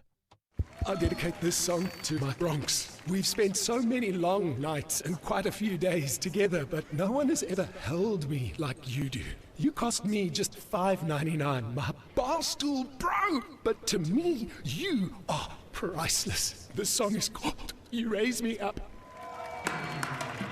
Warning, you may love everything at Decofurn with incredible deals right now on the best value furniture. Exclusive to your local Decofurn or decofurnsa.co.za.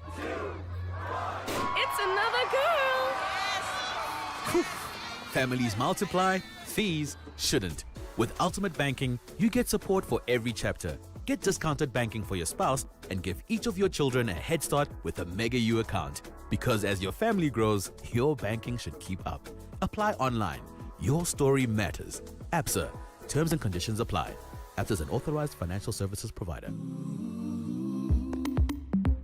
Joburg is more than just a city. It's an unmistakable rhythm that brings us all together. In celebration of this, 702 has partnered with Josie My Josie to unite the whole of Joburg in the 702 Josie My Josie Walk the Talk, Babize Bonke. On Sunday, the 26th of July, we're going on a walk through the iconic Johannesburg CBD, and we want you to join us and be part of something special. Entries open soon. In the meantime, stay tuned to 702 and get ready for the 702 Josie My Josie Walk the Talk, hosted by the city of Johannesburg. Walk with the people, walk for the people, and for our Josie. Babize Bonke, more on primemediaplus.com. 702. WhatsApp us on 072 702 1702. Rosa here. I think running takes the cup. I mean, when people are doing their PBs, yes, it's expected. But people are not doing PBs all the time. And the very same people that will pass you next time when they're not after a goal, they will easily help you and guide you. So running, definitely. How's it, Clement? The sport with the most camaraderie is running. I'm a golfer, I play football, and I run. I can tell you now, golf is nowhere near that. And I agree with you totally. Very, very classist, materialistic. A whole lot of people looking at what clubs you have, your swing, etc., etc., etc. So I go for running. Thank you. So running seems to be the winner, hey, Amo? Yeah, it is the winner. And I mean, even when you run a marathon or a race, I'd say a race really, because I've never done a marathon, you know, and you start to slow down, they will support you. They'll be like, no, it's okay to feel tired. It's okay to start walking if you feel like you can't make it Or anymore. some of them say, why you walk? You know what I get when I'm running the marathons? I've got people who will like know you and then they'll come and say, oh, you talk about running so much on your show, but look at you walking. You know there are people who do that? Like people on the side, right? Not No. the actual runners. The actual runners who will pass and say, oh, you're walking? And I'm like, am I not allowed to walk? Because I talk about running all the time. But I still think running really is a sport with the best camaraderie. Golf, as much as I love it, I don't think we've got that. I don't think so. EWN Sport. Good morning, Cindy Paluta. Clement House. Manchester City, they're on top, eh? They are, and it's going to be an exciting season. And a lot of the British websites this morning saying, will the Premier League be decided on goal difference? I mean, that would be the closest finish. Manchester City are currently top after last night's 1-0 win over Burnley. Holland with the goal in the opening 5 minutes, while Burnley's been relegated. City's performance, though, not so convincing, leaving Arsenal licking their lips. The Gunners played twice before City next play in the league and can use this time to reclaim momentum. At the bottom, Leeds drew with Bournemouth. 2-2. Longstaff scored Leeds' equaliser in the 97th minute. Leeds are 9 points away from the drop, but still not in the clear. While Chelsea start the search for a new manager, they sacked manager Liam Rossinier, who had been in charge for just 3 months. He leaves with 11 wins in 23 games played. Orlando Pirates stay top of the Premiership by 1 point after Mamelodi Sundowns failed to win last night. They were held 1-1 by Stellenbosch. Sabaleng with Sundowns' goal before Bassa equalised from the penalty spot. Sundowns, with the game in hand, play Richards Bay on Sunday. The same day, Pirates play Chiefs at the sold-out Soweto derby. In Spain, Yamin Lamal was injured while scoring Barcelona's penalty in a 1-0 win over Celta Vigo. Barca 9 points clear of Real Madrid in the race for La Liga. What a phenomenal performance from the Proteas women's batters once again. Captain Laura Wolfart smashing 115 and Liz unbeaten on 64 as they carried the team to a 9-wicket win over India in a third T20. They chased down 193 with 3 overs to spare to clinch the T20 series with 2 games to go. And at the IPL yesterday, Rajasthan Royals beating Super Giants by 40 runs to stay second on the table. Cindy Paluta, Eyewitness News Sport. Attention all shoppers. Our supermarket shelves are full of unhealthy food. It's often hard for me to know which foods are good for my family.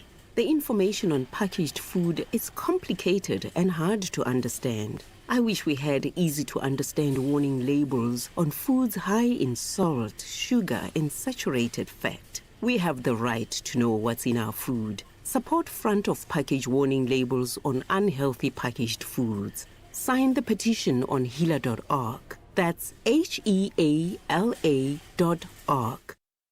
You may or may not know the difference between a top range and a ratchet range, right? But you do know a great OUTsurance deal when you see one. Get a car insurance quote now, and if OUTsurance can save you money, ask for 500 Rand or 1,500 Rand if you have been claim free and with the same insurer for 3 years. Get savings or cash.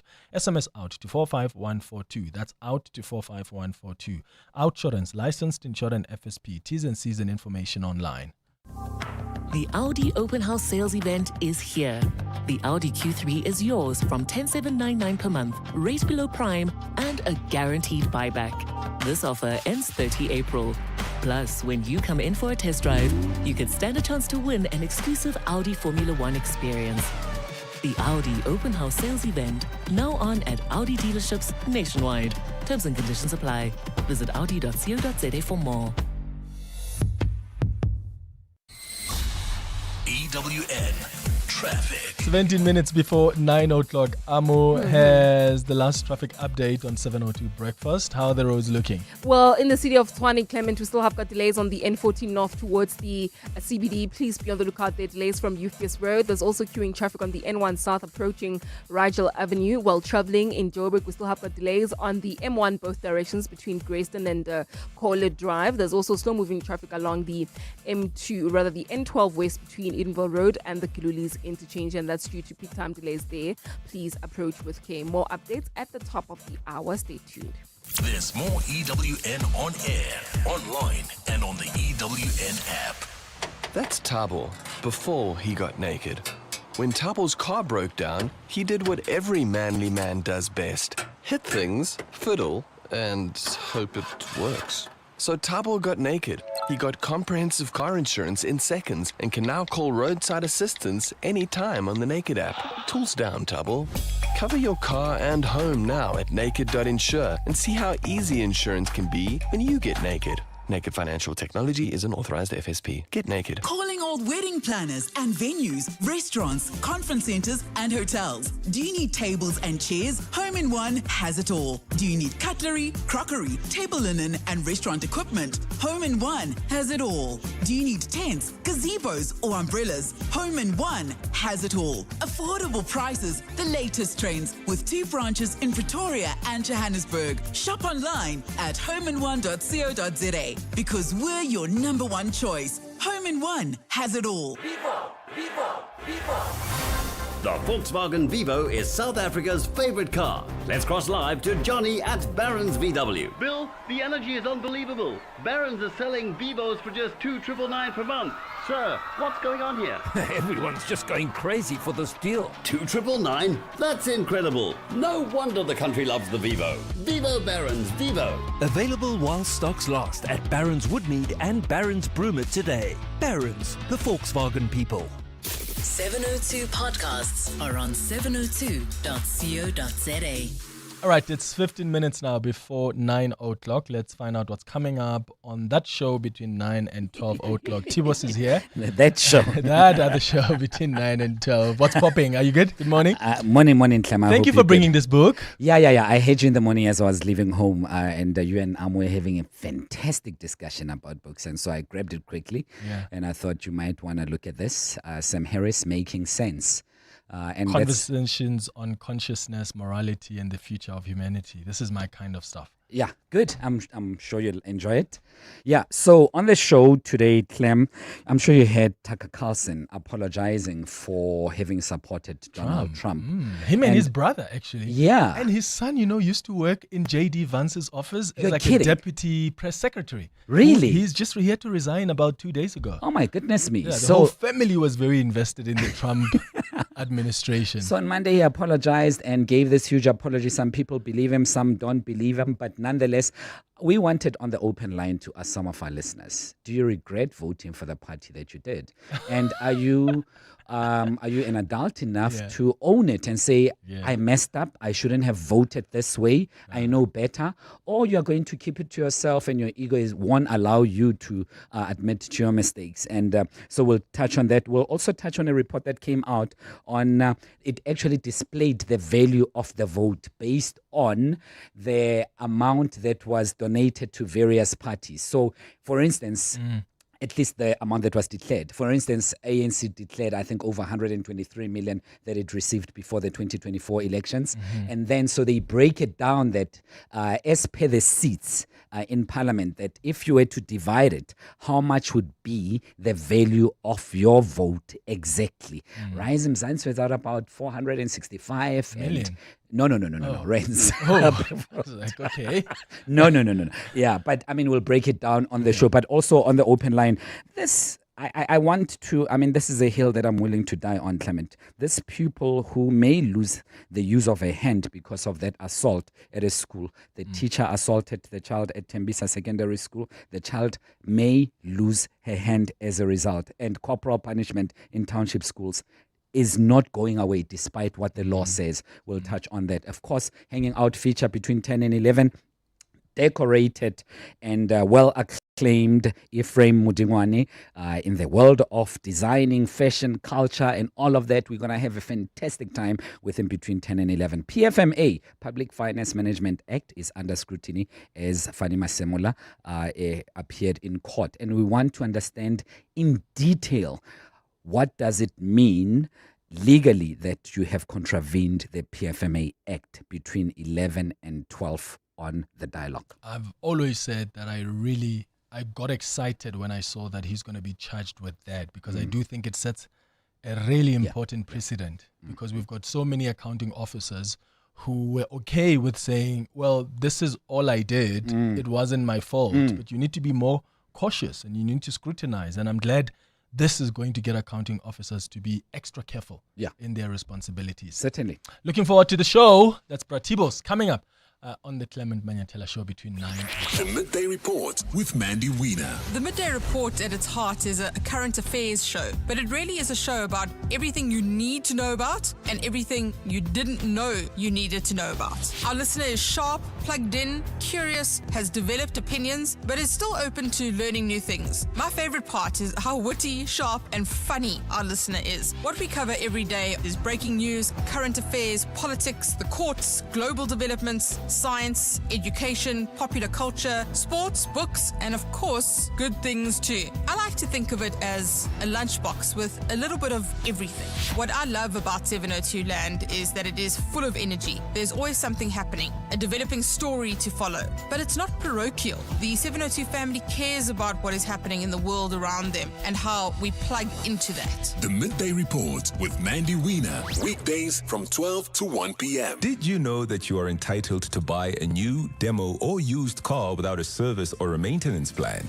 You can also use an independent workshop for all servicing and maintenance needs without your warranty being automatically voided. Independent workshops are entitled to all technical info and parts needed to work on your vehicle, so you can shop around for the best price and service. Right to Repair. It's your choice. Visit righttorepair.org.za. We only needed dog food, that's all we went in for. Just kibble for our Archie, it really was nothing more. But then a squeaky chicken caught my beady eye, and a collar with a shiny bell, shampoo to wave the fleas bye-bye. That's crazy, crazy, that's the crazy store. Went in for one small thing, came out with so much more. The crazy store. Hey, you never know what you might find. That's Amanda, before she got naked. When the power tripped, Amanda felt more helpless than when her mom-in-law called her lasagna different. So Amanda got naked. She got car and home insurance at a lower premium and can now call an electrician anytime via the Naked app. There we go. Cover your car and home now at naked.insure and see how easy insurance can be when you get naked. Naked Financial Technology is an authorized FSP. Get naked. 702. More than a radio station. Let's walk the talk.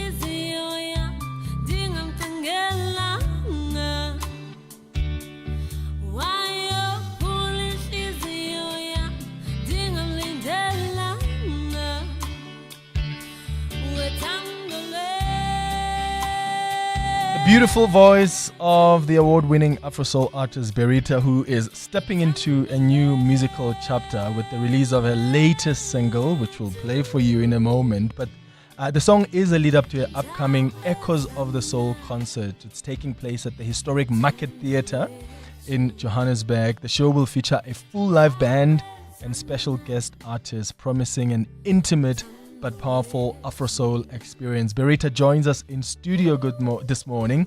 Good morning, Berita. Thanks for coming through. Good morning. I'm so excited to be here. No, we're excited to have you. Take us into first the new single that you released a month ago and how it connects to the Echoes of the Soul experience at the Market Theatre. Yes, so the single is called Namhlanje. And it's about celebrating that moment that you're going to be with umuntu wakho. And you're saying, Namhlanje, today. Going down. It's the song for this weather that we're currently experiencing. So I'm really excited to usher you into this new era of my music journey. It's been 14 years of Berita. Yeah. And the song you played, Thandolwethu, was the first song I ever released. Still that's a masterpiece, eh? Yeah, one of my favorites in my discography and the song that really opened the doors for me. And with Namhlanje, I want you to hear what my soul and my spirit feels like 14 years later. And with the upcoming show at the Market Theatre next week, Friday, I want you to, on Workers' Day, just come, take the, day off and come pause and feel good with me. Yeah, the Market Theatre is such an iconic venue. How does performing there shape the way that you've actually designed this concert? Oh, yes, it's an iconic venue. And this year we're celebrating 50 years of the Market Theatre, 50 years of excellent storytelling. And it's a stage that, has been graced by legends like Huma Segela, Letambulu, John Kani. And to now perform on that stage feels befitting, especially at this time in my music career. I am preparing a show like no other. I've got a 9-piece band. Ooh. I've got horns. I've got percussions. I really want it to be a full, soulful experience. I'm rearranging the music, making it bigger and fuller, and all the songs you know and love from me, Ngceli Kiss, Jigizinto. And today I'm announcing featured artist Amanda Black joining me on stage. Okay.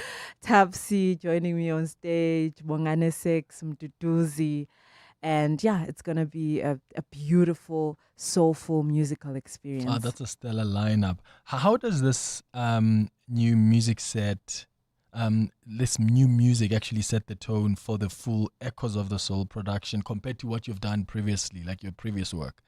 Yes, for me, the intention is getting clearer and clearer. I want my music to feel like a breath of fresh air. I want when people come to my shows to feel the calm and to feel soothed. That's what I feel like my music does best. And when I do that with music, I that's what I really want, people to experience with my music. And I've got an upcoming EP in August. So this is, the journey to it. Starts with Namhlanje, goes into Echoes of the Soul at the Market Theatre, into the project. And the feeling is the same. It's really to serve my audience with music and experiences that, calm, soothe, heal, and honor, just the heart and the soul. Yeah, you've been in the industry for so long. You said, 14 years now? Yes. That's such a long time. And for some reason, you've still remained such an important artist. We talk about you, we hear your music, we still love it. What else do you still want to do? You still have a lot of music in you to release? Definitely. There's still a lot of music. Even though it's been 14 years, right, the journey has had its ups and downs. I'm grateful for, I say I've had the opportunity to perform all around South Africa.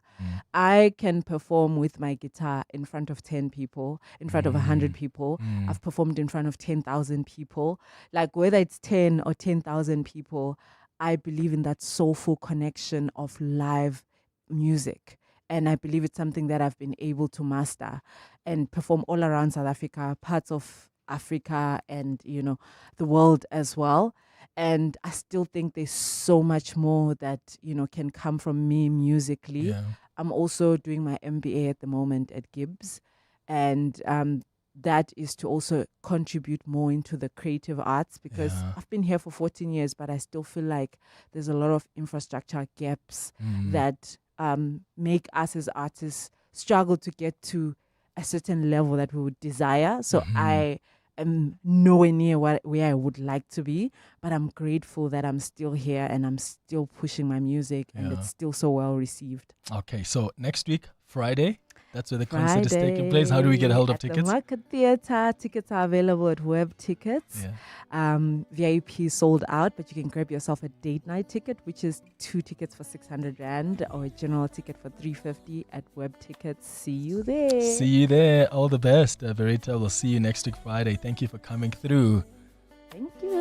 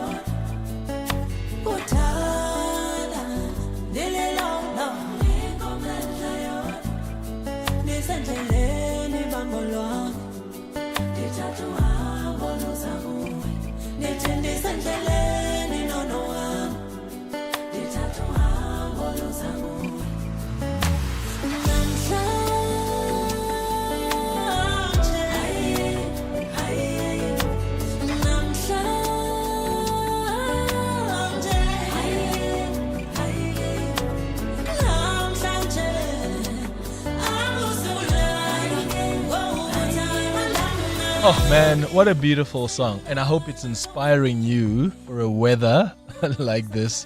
Namhlanje. Tell your boo. In fact, send them this song and say it's going down tonight. Hoping to see you at the Market Theatre on a Friday next week for Berita's incredible show. That's her new single, Namhlanje. Thank you so much for listening to the Thursday edition of 702 Breakfast. We'll be back with you tomorrow. Bongani will be back with you tomorrow at 6 a.m. Have a beautiful day, my friends. Bye-bye. This is EWN. Good morning, I'm Sfiso Zulu. Another corruption case is expected to be opened today against Social Development Minister Sisisi Tolashe over a donation of vehicles to the ANC Women's League that